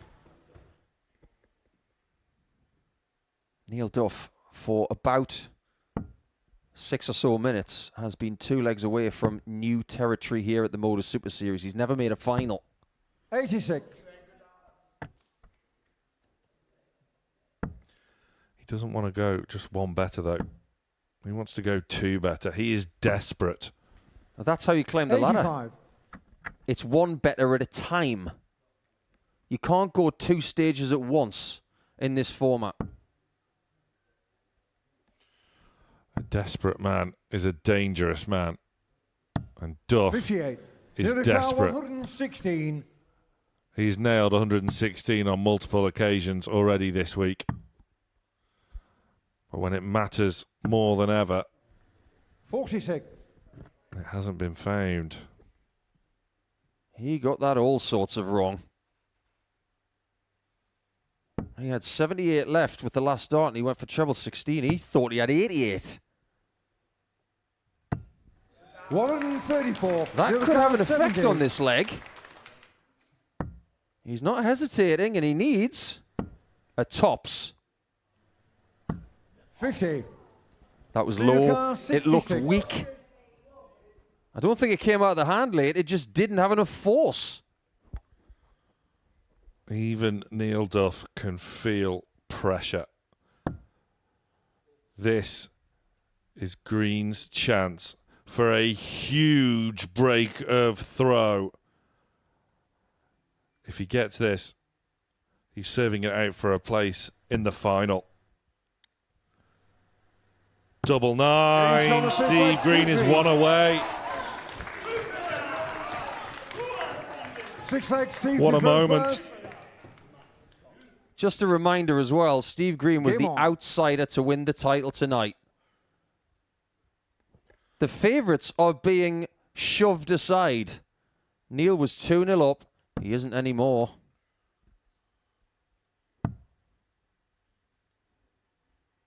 Unfancied. 42. Unheralded. I don't mean it disrespectfully to say unknown either. And you could say that about week 1. This is Champions Night. 100. And Steve Green is tearing up the rule book.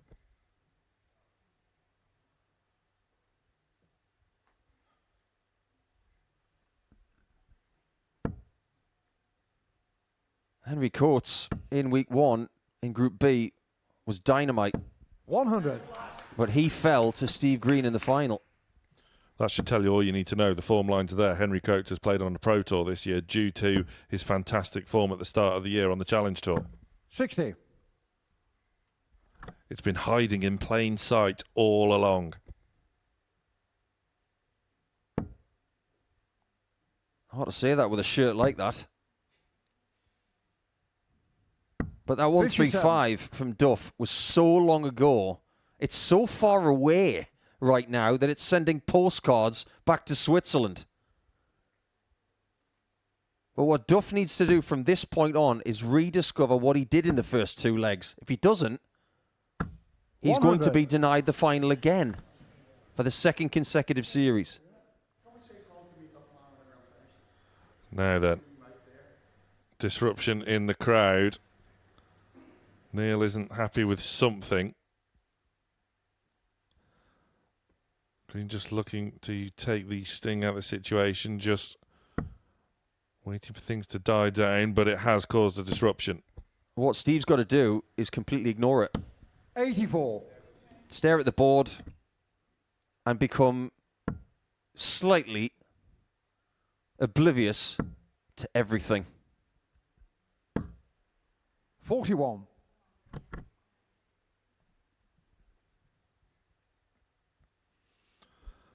Green has to maintain focus. Duff has to regain focus. Can't be drawn into these things. There's too much at stake. This could be a 1-3-5. 94. I'm flabbergasted he didn't stay up top. I think Neil is happy that he didn't. But he can do nothing about Green on 1-2-4. This is to make the final.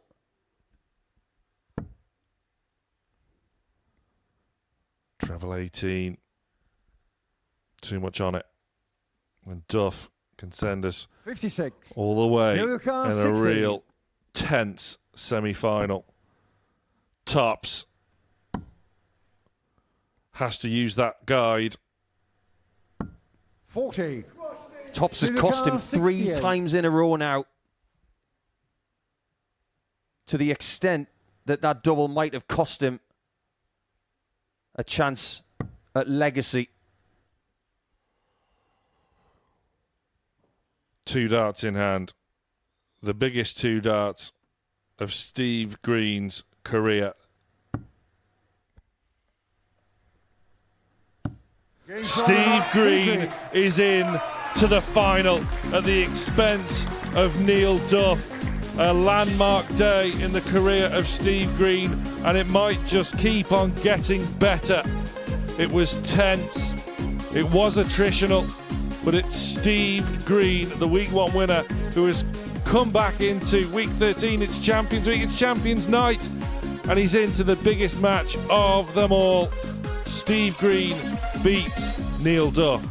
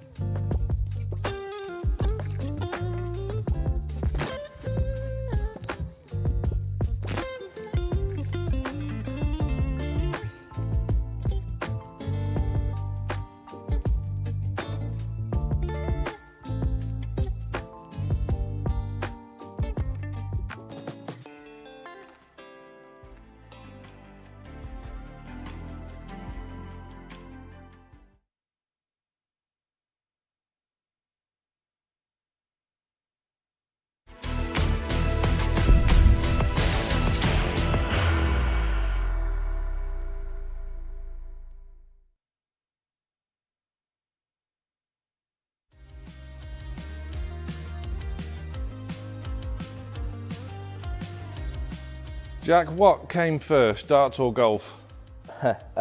Golf. I've been playing golf since I was 4 or 5 years old. So when did darts come into your periphery? I've been playing darts like for a while. I've always had a board up at home, and I used to go to my dad's work and play there and stuff. And then obviously I took it kind of seriously when I went to my first set of dev tours back in the last year, and then just kicked on from there really. When you won your week here, we were speaking on the stage just before you got your hands on that trophy on debut about transferable skills from golf to darts. I think it's just like the same really. Whatever you take from golf into darts, take from darts into golf. It's just the concentration skills. You got to be really key under pressure, and if you're that, then you're laughing. History tells us debutants can struggle here, but you just seemed right at home straight away. Was there a particular reason as to why? The first set of challenge tours, my game felt really good, and then went into development tours feeling really good. Managed to win 2, and then went into the Isle of Man, had a semis, a quarters, and a win, and then just came into here with full confidence. And I've already had stage experience, so that didn't really bother me. I think it was just getting used to the surroundings and the stuff and the atmosphere. But yeah, just felt right at home. Are you still sort of riding on the crest of a wave then? Has this Champions Week come at a good time for you after those most recent successes? Yeah, I think having big tournaments not far apart, it keeps my game really going. Champions Night, of course, the big night. What would it mean to you to finish Saturday night lifting the big one? Oh, it'd mean everything, mate. Obviously, being on the same kind of trophy as obviously Littler, Manby, all the other young stars and the past stars that have been, doing the hard work here. But yeah, being my name on that trophy with them will mean everything.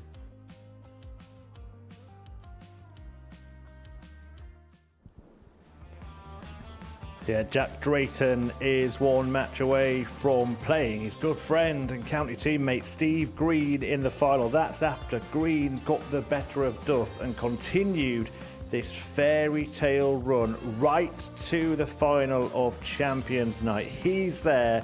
Will it be Drayton or will Radek Zagansky be the other finalist? Let's find out. Semi-final number 2 is about to get underway.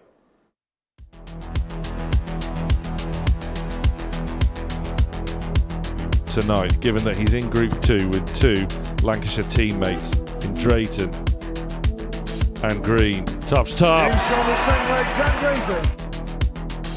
Zagansky leaves his favourite. He needs it now. He needed it more than ever.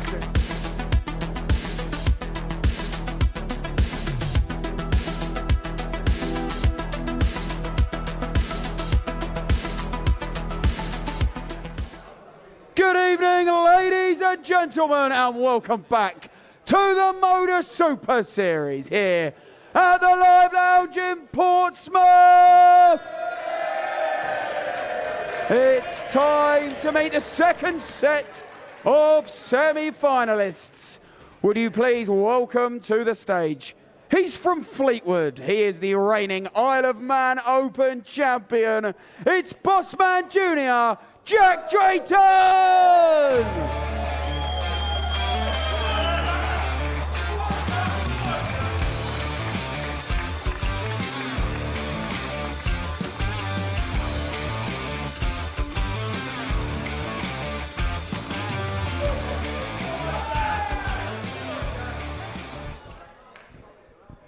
And would you please welcome his opponent? All the way from Poland, he is a former PDC Players' Championship winner, Radek Zagansky!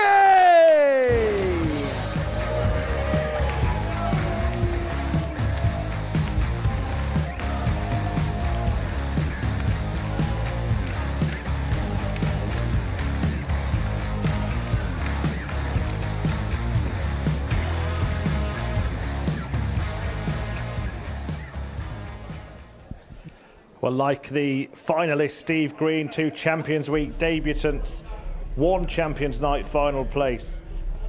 Did you have this in mind When you started watching on Monday, Jack Drayton has played more darts than anyone across Champions Week. Open tonight with an average of 105 and change. One of the highest we've ever seen in the showpiece event here at the Super Series. Jaganski, well, he's been the survivor, hasn't he? Lost to Coulson in the first game, got the better of Duff. Now he takes on Drayton. He's got that explosiveness, that high ceiling that we've seen. Jaganski, steady as you like, finds his finishers. It is set up perfectly to be a Champions Night classic. Guiding you through it once again, Paul Nicholson and Sam Mulliner. Thank you, Murph. What we've learned from those walk-ons is that Jack Drayton's game face has returned. Radek Zaganski has also returned, but Nico, he's had a bit of a wait. First leg, Jack's through first. Game on. Just a little bit. We calculated that Zaganski has waited about 2 hours for this game. He's had his eagle eye on the monitor in the practice room, waiting to see if it was good enough to get him through to the semi-finals. So he has been sweating for a great portion of the night because it's hot on stage and it's tense in the practice room as well. 60. And it's happened for him twice in 2 days. That is unbelievable. If he wins the title tonight, his nickname has to be the Survivor, because that is how his week has gone. But the game face returns, and Bossman Jr. is back in the maximum column. 100. And that's how he wins this semi. He can outscore Zaganski. He's got more in that department, but if you give Zaganski a sniff, that's where he can bite you.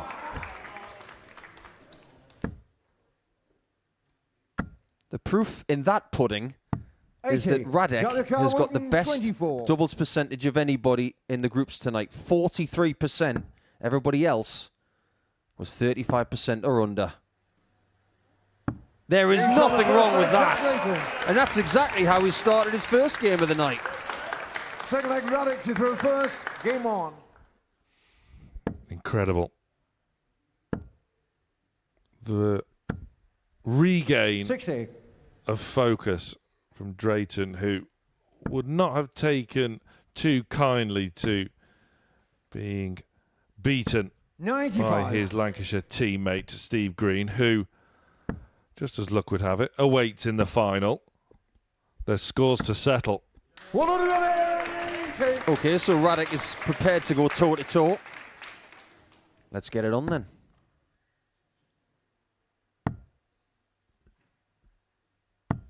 $60. We've never had a Polish winner, but we have had a Polish semi-finalist before. Sebastian 60. Białecki. Back in Series 5. This is where he fell. We have had English winners. We've had 6 of them. 180. We've never had a Welsh winner either, so a Welsh finalist could be a Welsh winner. 60. You mentioned Sebastian. That leads me nicely onto the development tour rankings. Yeah, Mandelvelde tops them. Jack Drayton is in second. Sebastian Białecki in third. 96. And just earlier on this week, he was a seed on a Pro Tour. A lot can happen in a short space 55. of time. Januka 70. Like 2-0 leads in a semi-final. The intensity on the face, it's come down a little bit. But it's working. Look at this. This is better than any completed game we've ever had on a Champions Night, because Owen Bates holds the record at 113 and change. That's 26 darts for the first 2 legs. 100. He's now the favourite if he's playing like this.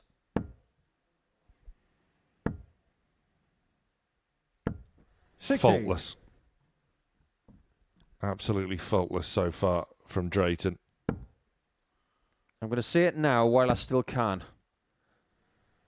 Drayton is playing 100. superbly. If he makes the final, and then doesn't play as well against green again, Steve's nickname has to be Kryptonite. Look at this, is beautiful darts from both.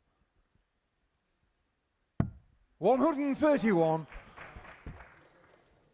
Expertly picked off to leave a finish, the biggest finish of them all. 100. Jalika, Zagansky 170. leaves a biggie of his own.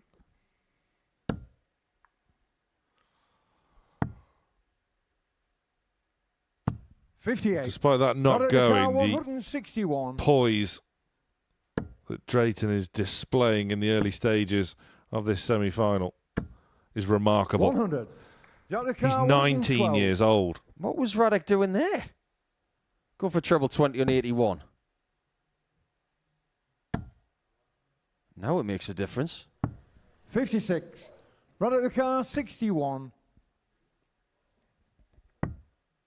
One dart, double 16. That's where he cashes in. You can't let him get there.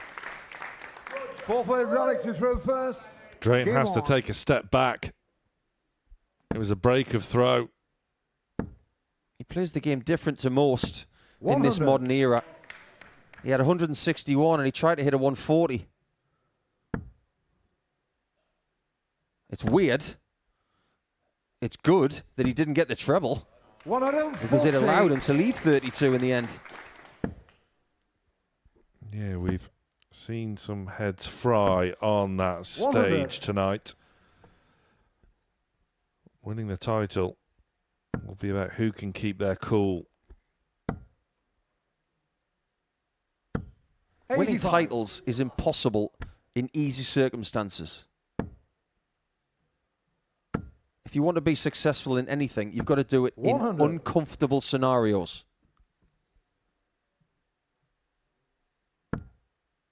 Success is like quicksand. If you panic, you're gone.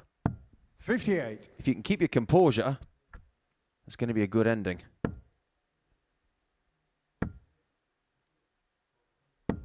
$60.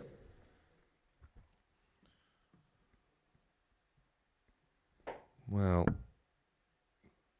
doesn't have 4 successive tons as Zagansky. Drayton 140. firing in a ton 40 of his own, but Zagansky with an outside chance of bringing us level. 95. In the week he won, Drayton supplied big shots at big moments. Shots like this. Maybe shots like that. You do have a saying in golf. Game on. If you're landing your irons and the ball is sticking on the green very close to the pin, you're throwing darts. This guy can do both. But that was very dialed in.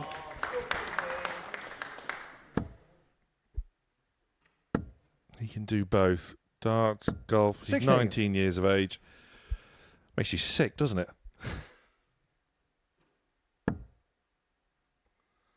All the talent in the world. The darting 16. world could well be at his feet. We've seen what winning this Super Series title has done for the likes of Littler, for the likes of Mamby. 60. It could well do the same for Jack Drayton. 56. If you want to be a superstar in this sport, you've got to do incredible 140. things. And if he wants to be the most famous Jack in this sport, tonight could just be the first step 100. towards what he dreams of. But this has been an excellent performance. 101.5 average. He's 3 darts away. 100. Jalika 148. Well, it was a nice layup.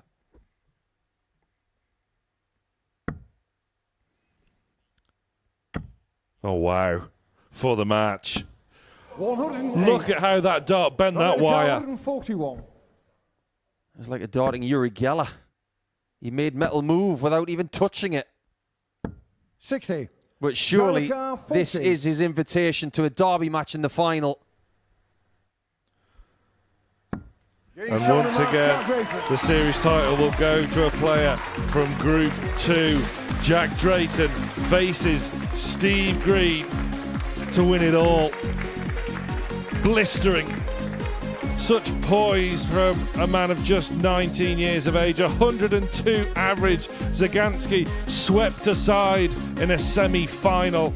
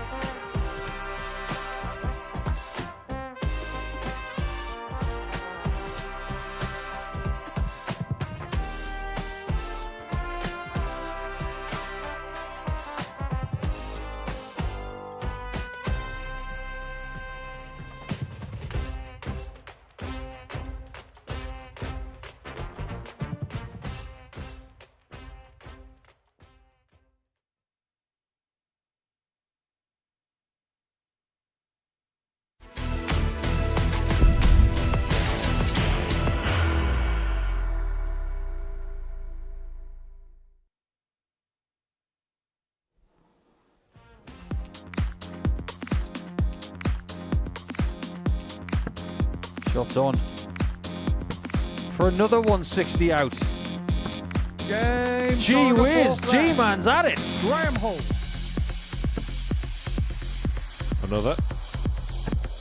Oh. Game Sensational. shot on the second leg. Absolutely Jack Drayton. sensational. A more favourable finish, but the 161 is on. Ball. Oh, how about that from Graham Hall? He is finding his best stuff now. We have seen one of these in the last 10 minutes. How about another? How about it? And now they're turning up the heat. Nathan Potter. One from Potter. Could this eclipse it? Oh, Game what? shot. Oh, And no. the match, Chance Barstow. But Coulson is for real. Another. From the sublime to the absolute ridiculous. Derek Coulson is putting on an absolute clinic. There he goes, first dibs. And he's in business. Oh, that is exactly why he's a former series champion. Oh, horrid. Looks inviting. Level 16. How about that? Carlo van Belzen has arrived in Champions Week.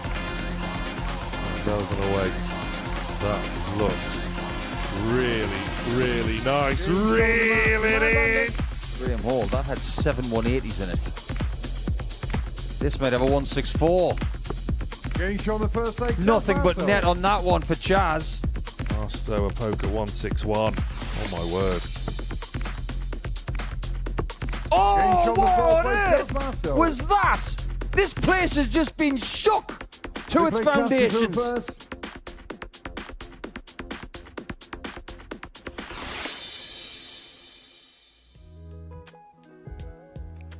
Yeah, there are plenty of the best bits that happened before tonight, but on the Saturday, that's when the trophy is lifted. These are all the winners from Series 13, and it's the Week 1 victor, Steve Green, taking on the Week 9 debutant, Jack Drayton. Both of them winning their weeks, both of them making it through to Champions Week, Champions Night, and now the final. And they know each other pretty well, Paul. It's a kind of a poetic ending to the evening, isn't it? I guess it is a little bit. The game from earlier on, it wasn't a great game, maybe because they know each other well, but they've already been through that fixture, so they might feel more comfortable playing against each other. But the uncomfortable factor is that it's for all of the marbles. It's for the medal, it's for the trophy, it's for the jackpot. So no matter the standard in this game, it's all about who gets to the end. Lots of different things to discuss. Yeah, let's just confirm then the semi-final results, showing you how each of those players got there. And Steve Green did it with a 4-2 win over Neil Duff. His Champions Night bid end in the semi-finals for the second successive series. And then Jack Drayton with a 4-1 thumping success over Radek Jaganski. We'll start with that Steve Green Neil Duff game, because it was an odd game of darts, wasn't it, really? It looked like it was going to be comfortable for one, and then Steve Green just came roaring back. You're not comfortable unless you get 4 legs. At 2-0, when Neil hits the 135 on the bull, myself and Sam looked at each other as if to say, he's going to win this game. He looks like he's roaring to success. But it felt, when the bullseye went in leg 2, that Neil just seemed to slow up a little bit for whatever reason. But since that point, it was Green who just seemed to eke out that victory against the 6-time weekly champion. So it's not legacy for Neil, but it could be the biggest win of Steve Green's life. Has he played his best darts tonight? No, but he's been grafting his heart out. He looks like someone who's done everything right. He won way back in week 1. Jack Drayton himself actually was the one that told us since then he has not stopped practicing. He's been going to all the ADC local events as well, making sure that he's peaking for this Champions Week, despite having the longest wait of anybody to get here. Something else that maybe he's done right tonight, he's positioned his family, hasn't he, just to the side of the stage where they're sat, and it's an emotional night for them. The emotion started coming from him a bit during that semi-final. You've got to do what's right for you. Some people don't want anybody in the room. Radek Jaganski didn't have anybody in here, and that was by choice. But if you feel you're going to get something extra from having friends, family, children in the building and very close, you do what you need to do. But when it comes to tonight, he's done enough to make the final, and this is a huge story. It's going to be his biggest payday, and he could more than double it in the next 20 minutes. Neil Duff, I mean, it's an interesting one, isn't it? Because he kind of plays in everything here. He's a shoe-in for all of the specials weeks because of the success he's had here. He's won the double trouble. He's going to play the international pairs next week for Northern Ireland. What will he be thinking tomorrow before he gets back on that stage again in a different form? It's going to be tough. He's going to have a wingman next week, and I think as long as he gets on really well with Richard McKee, then they could still have success in the next 7 days. But that is the last double he hit this week. And it has been a week when Neil's played some really good stuff. It just seemed to me like he hit a wall at exactly the wrong time, and Green was the recipient. Let's talk about the other finalists then, Jack Drayton. The only sort of vulnerability tonight came in the match against the guy who's going to play in the final, but game face was mentioned in commentary at the start of the walk-ons for a couple of his games tonight, and if he goes in with that focus, he looks like he's got this aura of invincibility. Yeah, that should be his nickname, because game face is something that you see from him all the time, and the only time really that we've seen it dialed back was when he was against Green earlier on. So it's going to be really interesting to see how he fares in this final against someone he knows very well. Some people struggle when they play against their friends. That's got to go out the window in the next half an hour. Otherwise, he's not going to lift this trophy, and Green will. So just be wary of the experience that you've had tonight already and try and find a way away from that. Yeah, nickname is Bossman Jr., isn't it? And when he started a game well, he has bossed it. A couple of examples of that tonight, including that early 1-2-4 in the semi-final. Yes, he started his first game of the night with an incredible leg. He started his semi-final with an incredible leg. And I get the feeling he's going to need to do the same in the final because he is against the darts. So can he find a 12 darter to start the final? If he does, he's going to be the favourite with a 1-0 lead, but that is us just speculating at this point. Just a word on Radek as well. Fantastic first attempt at the Super Series. I'm sure we'll see him back, and who knows, maybe another Champions Week beckons. He's been smiling the whole time from week 3 when he was getting his medal and his hands on the weekly trophy. He's a man of few words, but he's a man of many smiles, and he's a dangerous customer for the rest of the year. We'd love to have him back, and wherever he goes from here, good luck to him because he's been a hit with everyone. Certainly has. Well, somebody will add their name to the Super Series Roll of Honour onto that trophy. There you see it all the way back to Series 1 when Conan Whitehead won. Raymond Smith all the way from Australia. Then Luke Littler started his legacy. 2 victories here, back-to-back wins for him. Scotland for Jim McEwen. Scott Taylor, who's here tonight. Sweden and Andreas Harrison. Then Marvin van Velzen of the Netherlands. Lithuania's Darius Labinauskas, who still hasn't been back to have another go. Paul Jensen Walker, Jeff Smith of Canada, and then Charlie Manby. Somebody is going to get added to that trophy tonight. From what you've seen, who's the most likely? Jack Drayton. He's got the standard. He's averaged over 100 twice. If that game turns up, he wins. Because we haven't seen that explosiveness from Green over the last 3 days. We've seen graft from him, but we've seen the kind of thing that wins titles from Drayton. But one thing is guaranteed. Group 2 has won again. Nobody's going to want to be in Group 1 come Series 14. That curse is still very much alive. Yeah, you've started another curse. Sorry Paul. about that. Yeah. Look, is it going to be not just about the darts that are thrown, but about keeping the emotions in, particularly because of their friendship with each other, but also what's at stake? Let's not forget that. I don't disagree with you often, but I have to at this point because I think what Sam was saying earlier tonight about energy reserves, I think that's what Drayton has done. He hasn't really needed to push the emotional button. Now is the time that if you do something big, let it out and tell your opponent, I'm not scared of beating you. We've seen that from Green in a couple of games tonight, and that's not the kind of stuff he does. But if Drayton needs to vent, doesn't matter if you're playing a friend, vent it now. I'll let Sam win that debate because he's been a star of Champions Week as well, being here every single session, and he'll be doing the final with you. Speaking of which, the wait is over. The £25,000 final is about to get underway.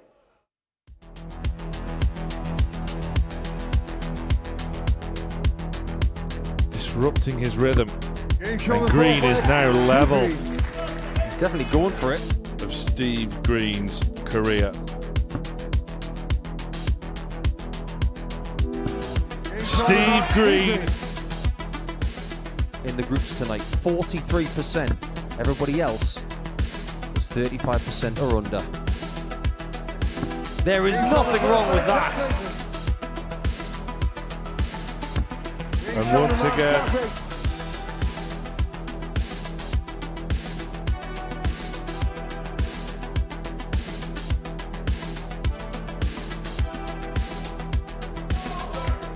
Good evening, ladies and gentlemen, and welcome to the Modus Super Series here at the Live Lounge in Portsmouth.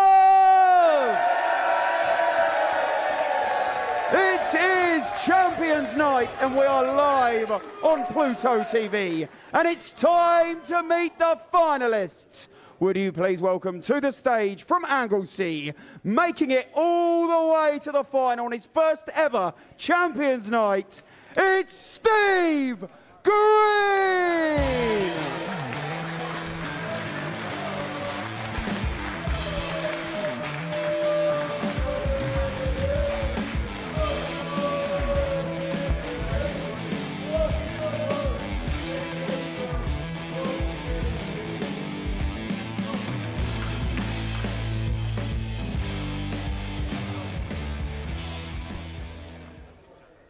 And would you please welcome his opponent from Fleetwood.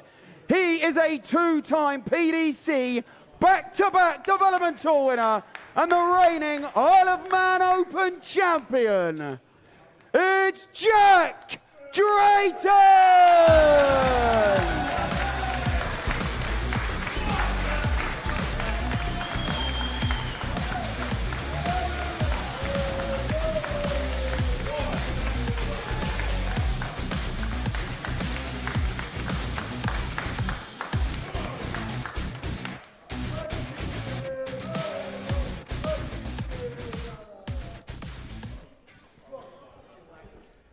The final then, Champions Night, Series 13, one match to find the champion. Steve Green, the outsider of the field today, takes on Jack Drayton, one of the busiest men in Champions Week, averaging 105 on this stage tonight.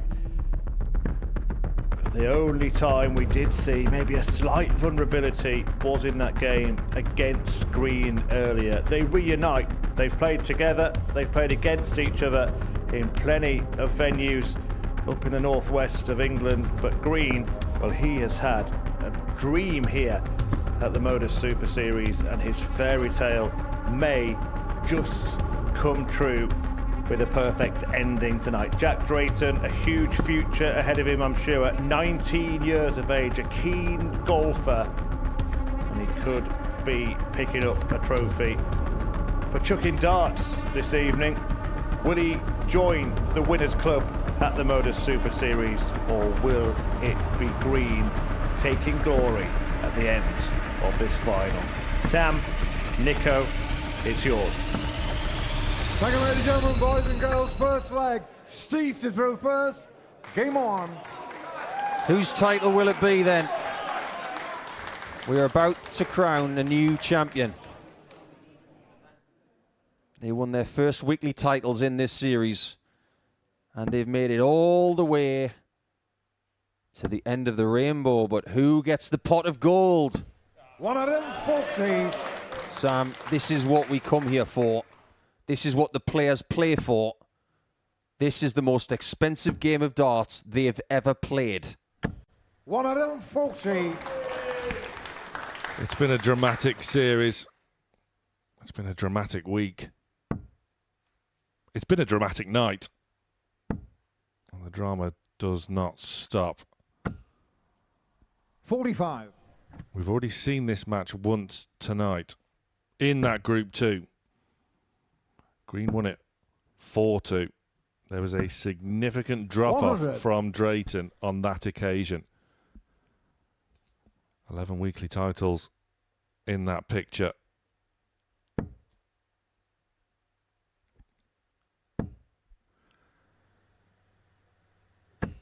$140. Drayton cannot afford to get into a war of attrition with Steve Green like he did in the group stage. No, he cannot. 85. His range of performance tonight is like nothing I've seen on any finals night. Between 105 and 77. Somewhere in the middle might be good enough. 44. Well, the game face was on Drayton from that walk-on, but a few signs of nerves as well 100. to be expected. See the car, 132. This match is worth £25,000.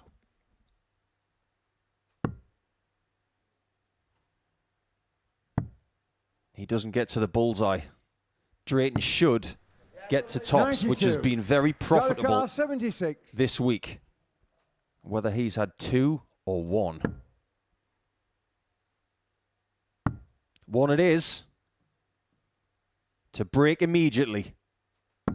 Game show the first leg, Jack Oh, Drayton. there you go. There's a little bit of that extra oomph that we talked about. Second leg, Jack to throw first. Game It's all on. about peaking at the right time, standard-wise, but it's also about peaking at the right time emotionally. We saw this from Drayton when he won week 9. Big shots, big moments, and a release of emotion at the right time.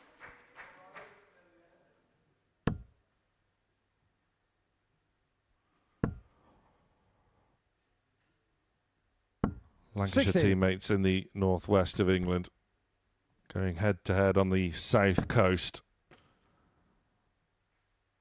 to launch themselves into this sport. 100. If Drayton does go 2-0 up, don't read too much into it, because Neil Duff was 2-0 up against him.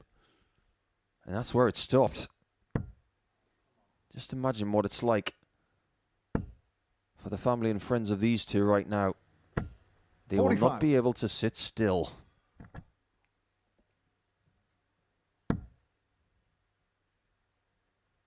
Should be switching up. 57. That's okay. Green is struggling. And it really does feel like we're getting the good version of Jack in this one.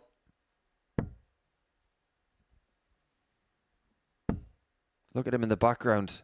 He's doing some active, slow 60. breathing Car 164. just to make sure that he's in control. This lad is wise beyond his years.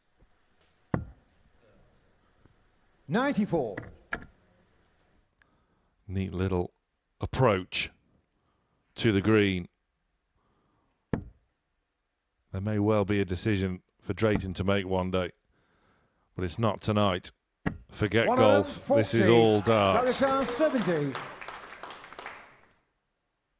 This is a pretty good score in golf.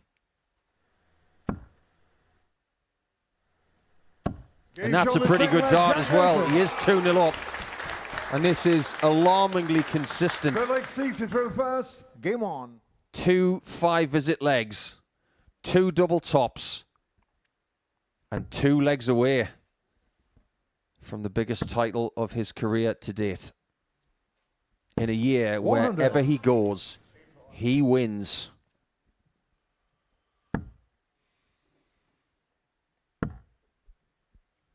Of course, a win here tonight also 40. unlocks an opportunity in the ADC Global Championship. There is a scary prospect, Sam, that by the end of the season, he could have qualified for them all. The PDC World 60. Championship, the ADC Global, and Lakeside. Well, if you didn't know who Jack Drayton was in January of 2026, 25. you sure do now. It's still only April. Back-to-back Development Tour titles. Isle of Man Open winner. Those big field opens take some winning. 60. A weekly title takes a lot of winning. A Champions Week, a Champions Night takes a monumental effort. 135. Even in his worst leg of the final so far, he's still in touch. Green averaged 82.5 in that semi against Duff. He's still averaging 82. 140. It's gone up a little bit now, courtesy of his fourth 140 of the final, which isn't bad. But he's got to keep Drayton away from tops. 95. Car 141. 6 minimum from here. Well, there's the one.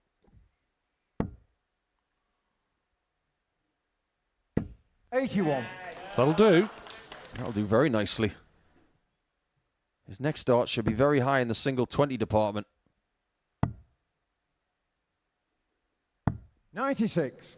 Car There's 60. a risk if he doesn't hit this. 3-0 down is staring him in the face. Hold your throw. He stopped for a second there. 40. For a second, was he thinking it was in? This would sting for Green and put Drayton one away. Big shots, big moments, big roar from Drayton.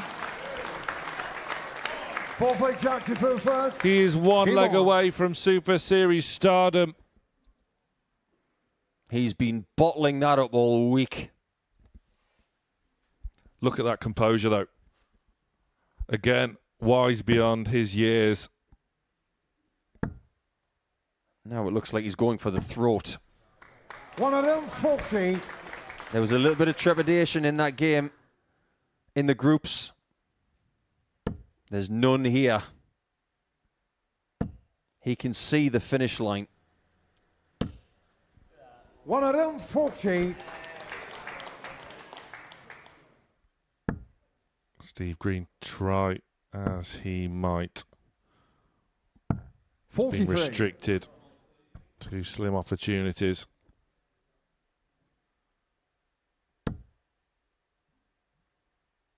He's got to find good stuff for the next 10 minutes flat. 60. If he goes missing for 4 to 6 darts, that could be the end.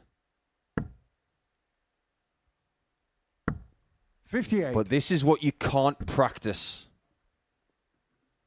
This is what Phil Taylor was talking about all those years. You've got to be in this situation to know what it's like. And the more you get there, 60. the more chance of success you have. 6 darts from here to be champion. Again, just shuffles across, but the fixation of the eyes of Drayton does not move, does not flinch. Green now, an air of resignation. He looks beaten. Barely a foothold in this match. This final has gotten away from Green. Oh, 85. fair play. Car 120. That's a very good shot to get to a finish. But this is to win. Are you ready? Is the world ready for Jack Drayton? 100. The world Car waits. 156. We've seen big finishes this week. This would be nothing short of heroic. But he's not up to it. And Drayton is already thinking about what is next. 100. Car 20. For the medal. For the trophy. For the money.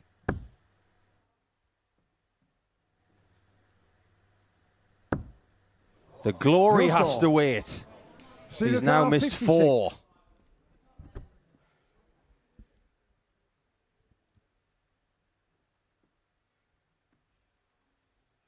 Stay alive. Give yourself a chance. And you never know. He refuses to wilt.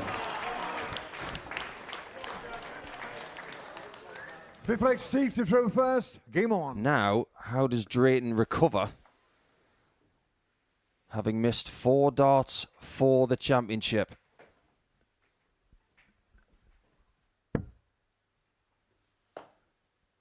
It's a very different set of emotions when you've been within 100. 20 points of the whole thing. Now you go all the way back. We're about to learn something else about Jack. 139. Real test of metal. He's shown composure in abundance this week. It's been a long week for Drayton. He started this week at 9:30 Monday morning. 140. This is his 27th game of darts, which in his language is a full 18 and an extra 9. 100.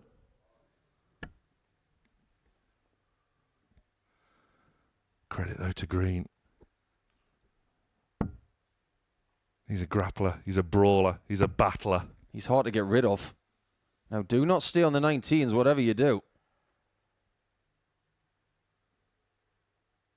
17s is a good play. 20s is risky. 97. He could have flicked off the flight. That could have ended up on the carpet.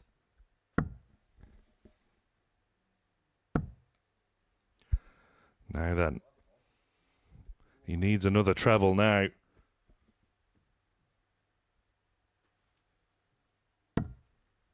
He doesn't get it.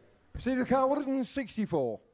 Feels like the first time in this entire match that Green has got a little bit of comfort. But under this pressure, taking out 164 in 2 visits is far from simple.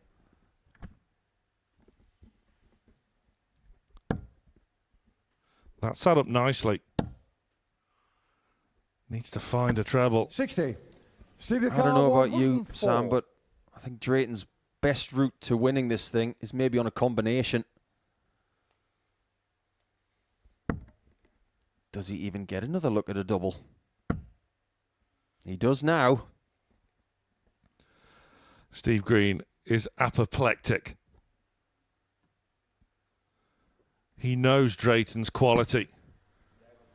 He knows he has shots like this well within his arsenal. Can he get to the bullseye? He can't. So Green can chip away. 88. See the car 57. This has got to go.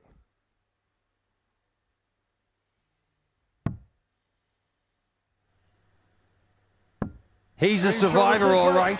He's survived 4 match darts. 6-leg jack to throw first. This really has had loads of twists. Their first game of the night, it was 4-3. This is the last time that Jack Drayton can serve out a game in this series. This is the leg for Drayton. This is the leg where Steve Green needs a Herculean effort 45. to break the Drayton throw, and that's not a good way of going about things. One treble a turn from here. 96. You got to feel that's going to give him another chance to win.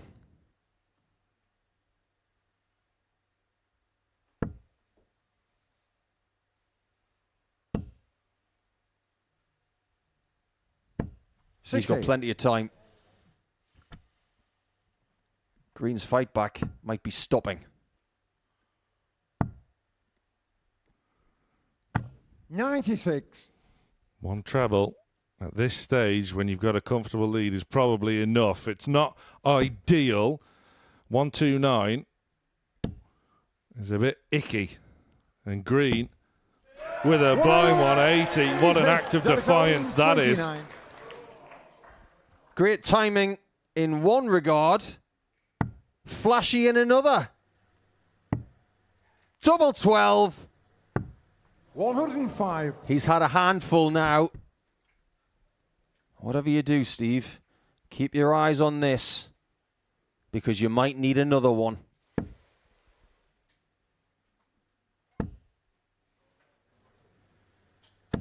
He gets another one just in case. 24. But it's not up to him anymore. It's up to Jack.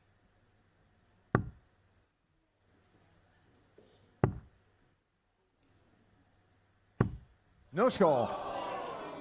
See the car 36. The tension in here is as thick as it could possibly be. That is 8 darts for the series gone. It goes the distance like it did in Series 11. Semifinal like Steve. The tension cannot be taken by some of the audience. The 2 180s in that previous leg may go down in Super Series history as 6 of the best darts in any final. 60. He took out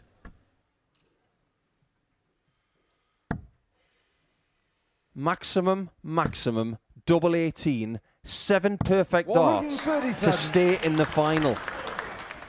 That's a sign of a champion. When your back's against the wall, doing something like that. 396 points 70. in 7 darts, but he needed his opponent to miss. 57. Nobody has ever missed this many darts to win a series.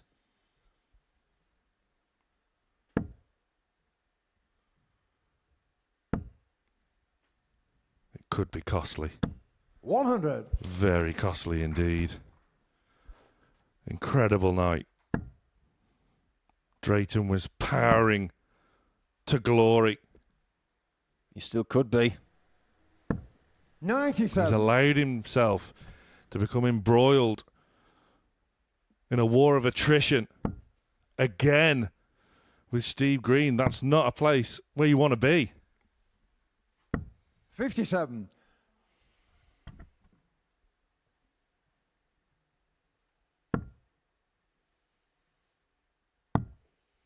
Great switch. 96. He struggled to get 2 down there when he's gone for cover. Does he use the 19s on 114? That is a shot that he might have to hit after everything he's been through.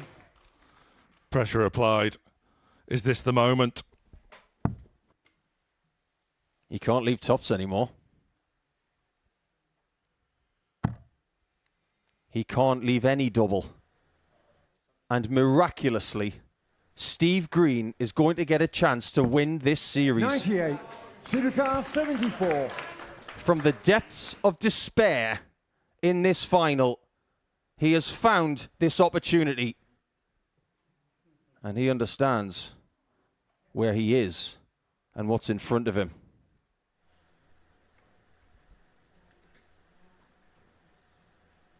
In 2018, Rob Cross stood back against Phil Taylor and smiled and hit double 16.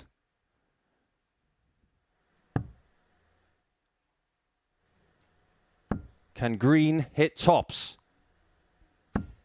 54. He's had a shot now. Sudokar 16. And Drayton, who's been all around the board for success, is now on double 8. And he does eventually win Series 13. He aces it eventually after drama. There are darts on the floor, but the most important dart of the series is in a double. Lancashire will be proud of both, and that is a series final that we will never forget, because for the second time in 3 series, we've seen somebody miss a dart at double to win, and then his opponent would go on and win it. That had everything we could possibly think of and more. It certainly did. What a final. Drama and emotion right to the very death. Steve Green, he would not go quietly, would he? He bounced back. Jack Drayton eventually crossing the line.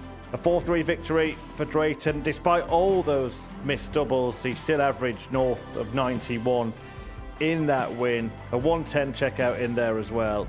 Couple of 180s for both players. The ones that Steve Green hit, he wasn't even looking. It got him back into the final. But in the end, it was to be a dream for Drayton, who adds his name to the Roll of Honour.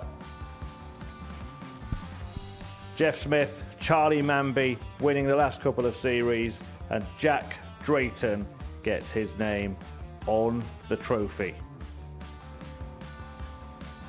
Scott Taylor, Andreas Harrison, Marvin van Velzen, Darius Labanauskas and Jensen Walker before him, Jim McEwen, Luke Littler twice, Raymond Smith. The first was Conan Whitehead. The last is Jack Drayton, who's downstairs talking to Sam. Jack, we were stood here 4 weeks ago know. And I'm going to start this interview the same way that I started the last one. When you can play darts like that, what's the point in golf? I mean, this, as in the words of Jockey Wilson, darts is life. It's not a hobby, and oh my God, I can't. Tonight means everything. Tonight means everything to me. You've shown your class, and it's so easy to forget you're just 19 years of age. This is your second week here. You won week 1 on debut, and you've gone and won the big one. Honestly, I'll just repeat what I say. This is meant to be for me, I think. You know, Champions Week has come as a time that I wanted it to. Obviously, the year I've had so far, Dev Tour, the Isle of Man, winning my debut here, and just to win this just tops everything off. Absolutely. Come on. You, of course, are Bossman Junior. Yeah. Bossman is over there. He is. But is that the moment where you are now the Bossman? He has to settle for Bossman Senior. I think let the crowd decide that. Bloody hell. But no, I think I've tried to take his name throughout the years, but he'll be forever as the main Bossman. I'll be living in his shadow for the next how many years of my life. A word on that final. It seemed like you were powering clear, but Steve Green just would not go anywhere. Great friend of yours, teammate. He himself has been amazing this week. A word on Steve. Again, he's a magnificent player. You know, like I said in my interview yesterday, maybe not tonight, but one day he will lift that trophy the exact same that I will tonight, and it's a pleasure to share the honour with him. We've spoke a fair bit this week, given we've both been here for the duration, and looking at the names on that trophy, and to see what it's done for players like Luke Littler, like Charlie Manby, your name is going to be on that note. That's got to excite you at the prospect of just what this sport can hold for you. Yeah, again, like I said yesterday, like the things that Manby and Littler and Jensen Walker, what they've gone on to do since getting that name on their trophy, hopefully from tonight I can do the same in a few years. A nice reminder for you as well, away from the prestige of winning the trophy, you've also just won £25,000. Who's going to Spain's after? Well, I know what you're going to spend it on now. Beer? Nah, I'll be saving that for future reference. Jack, congratulations. I'm delighted for you, as we all are in this room. It is time for the trophy presentation. That is what it's all been for. 144 players came, hoping to get their name engraved on that magnificent trophy. But for Series 13, it will be Jack Drayton. £25,000 to go with it as well. He has earned his moment, and he is about to enjoy the biggest moment of his darting life so far. Putting the golf clubs down, but joining an exclusive club. It is trophy time for Series 13. The winner is Jack Drayton, and the MC is Owen Bing. Well, ladies and gentlemen, after an amazing night of darts, it is now time for the presentation. He made his Modus Super Series debut in week 9. He won his week. He's made it all the way to Champions Night, and he's done the same again. Ladies and gentlemen, would you please show your support for the new Modus Super Series champion? It's Jack Drayton!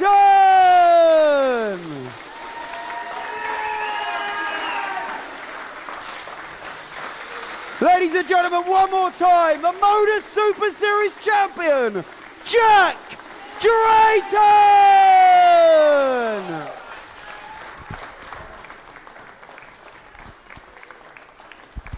Emotion all over the face of that young man, a multi-talented teenager, and it's all just sinking in. Moments like this, Paul, are to be shared and to be remembered. We don't know what he's going to go on to achieve, but he's taking it all in right now. What will be going through his head?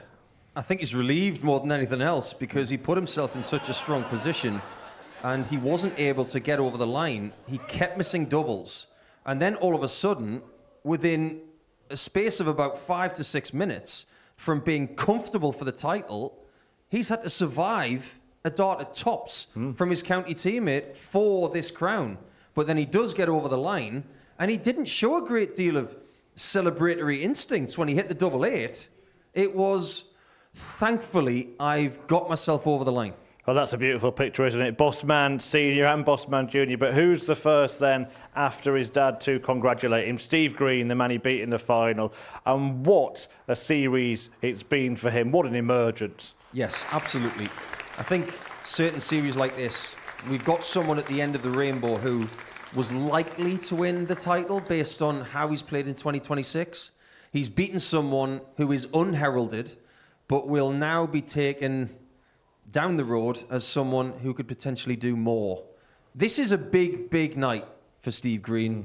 He's put in so much hard work over the last 3 or 4 months, and I'm absolutely delighted for him to get a financial bonus of making the final and putting himself in the position of winning it. And I don't think he's going to be one of those people who thinks about the miss. I think he'll think about all the positives. Yeah, absolutely. It was a great moment in the final as well, wasn't it? We spoke about his family, where I think his own child gave him a bit too much encouragement at the wrong time, and Jack had a smile as well. Derek Coulson there congratulating him. Not to be for Derek tonight, but Jack Drayton is the winner, and we're going to do that thing now where we talk about other players that have won and how you can sort of fit them in the same category. Look, he's not going to be Luke Littler. Only Luke Littler can be Luke Littler, but you get the same kind of sense as when Luke won, when Charlie Manby won in Series 12, that this is someone achieving something that is enormous now, but it's only the start for them. I'm getting more Manby vibes on this one because we know the level of performance that Jack has attained at points in this series. We don't know how many of these series he's going to win in 2026. He might win more than one. Great point. He might go back to back. So his story is endless. Like I said to Sam in commentary, he could qualify for the PDC World Championship. He could qualify for the ADC Global Championship, which he has now done. He could qualify for Lakeside, which he has now done. He's going to have so much choice by the end of the year, and it's only April. It's incredible how this year has gone for him so far. Yeah, there are 3 series in a year as well, like you say, so who knows? He could do something rather special. He will be back, I'm sure, here at the Super Series. Just the night as a whole, as Champions Nights go, I think there was maybe a point in the final where you're thinking, well, it's going to be a one-sided final. We'll rank it in the middle somewhere. And then suddenly, back comes Steve Green. It's right up there, isn't it? You never know what's around the corner in a game of darts. You might have someone who's got a huge lead, but getting over the line is very tough. And if you've not been in that position before, there's no guarantee that you will get over the line. So fair play to Steve. The 2 180s and the 36 finish in that leg, that's one of the moments of the series. And it wasn't even to win it. It was to survive. And that guy can take a lot of credit away from this place. And I expect to see him very soon on that stage again. You mentioned not knowing if you're going to get over the line. Jack Drayton must have been thinking, is it going to be my night, when he was missing those match darts, 8 of them. He wouldn't be human if he didn't think that. Because when he missed 3 darts at double 12, there were people looking at each other in the audience thinking, what are we watching here? Is this the time where Jack is questioned and he can't get it done? There were multiple visits of 3 darts in hand. And I said at the time, I thought, maybe he needs a combination to get over the line. He missed one of 120 earlier in the match. And they're not missing by much, but they're missing, and his mood is changing by the second. Yeah, I think they're the kind of darts where the markers were so good that at any other point of the week, he's just going to follow it in. But that's the difference, isn't it, when you're playing for the big prize? Yes, absolutely. Just looking at the audience when he was missing the 3 darts at double 12 as well, those darts fans will not be that stressed when watching England at the World Cup in the USA this summer. Because when you're that close to the tension, your heart starts beating with the player. And I would hazard a guess that Jack's heartbeat was well over 150. Okay, but now he's done it. So now he has crossed the line. He's won something big. He's got his name on the Roll of Honour. does he become a different beast now? Yeah, I think you would have to say yes. You can look at players in the past who have stumbled before they get their first big title, but the more they put themselves in that kind of fold, the more comfortable they are with being uncomfortable. So Jack will have to be prepared to be very, very uncomfortable for the rest of the year, because he's going to be in spots like that a lot. Yeah, absolutely. Glorious moment for him. He's produced the darts this week, isn't he? He's not one of those players who you can look back and say, well, he got lucky, or he's had some fantastic performances. And even that final there, all those missed doubles, he was still almost 92 in the average in a crucial, nervy match. Yeah, it's one of the worst 92 averages I've ever seen. And I can't believe how many times in the last couple of weeks I've said to a player, that's the worst 103 average I've ever seen, the worst 92. But the thing is, you don't care about the average. You care about getting 4 legs here, and 4 legs is what he got. Yeah, medals round his neck. We already know where he's going, so if you happen to be in the area and you heard what he said in the interview, get yourself down there. The drinks are on him. Plenty to see from him in darts, plenty coming up on the Modus Super Series channel here on Pluto TV. This is what is coming up, International Pairs preview show, right after we go off air tonight. And the International Pairs itself gets underway on Monday. Don't miss it, 9:30 a.m. All this is UK time. I know many of you are tuning in around the world, including in the USA. You'll have a team as well, Danny Baggish and Danny Lowby. The finals, UK time, 7:30 next Saturday. And then Series 14 begins a week on Monday. Well, that brings an end to another series here at the Modus Super Series. For Jack Drayton, the multi-talented teenager conquered one last green, and he is your champion. Steve Green! Keanu Van Velden! Radek Sagansky! Derek Coulson! Graham Hall! Scott Taylor! Neil Dawn! Nathan Porter! Jack Drayton! Chaz Barstow! Simon Stevenson! Jamai Vanden Heren!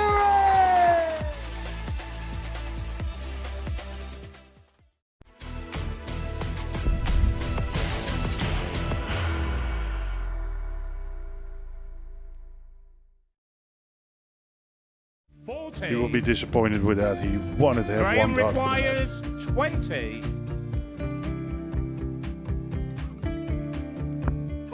Graham Usher wins the first game of Champions Night, and it was an absolute ripper. He hit one of them on tops. He missed one on double 12. Which one is it? It's the hit! Outside opportunity for Andy Hamilton. Van der Velde should be getting a match start again here. He's already had one. Mr. Dart at tops for the match to win 4-1. And he Dart at double 16 gets the job done there for Jurgen van der Velde. He gets over the line with a 4-2-6. Did he go for tops, or did he just overshoot the single? Jimmy doesn't care. Jimmy just looks to eat this up to make the semi-finals for the second time. Adam Gablas has been eliminated.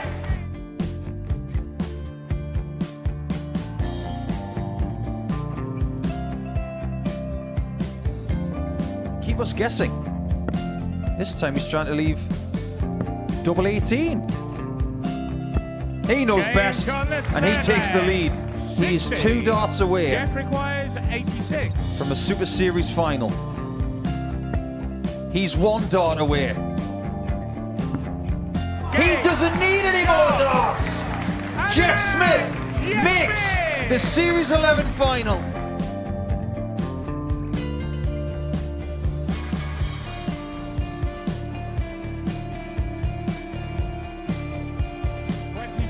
Is Usher losing his cool a little bit here? Oh, absolutely. Right now, I'd say the head's gone. And you don't have long to recover. It is very, very short format darts. Vansky's halfway to victory. He only needs one more. Jimmy Vansky is yet again into a Modus Super Series final.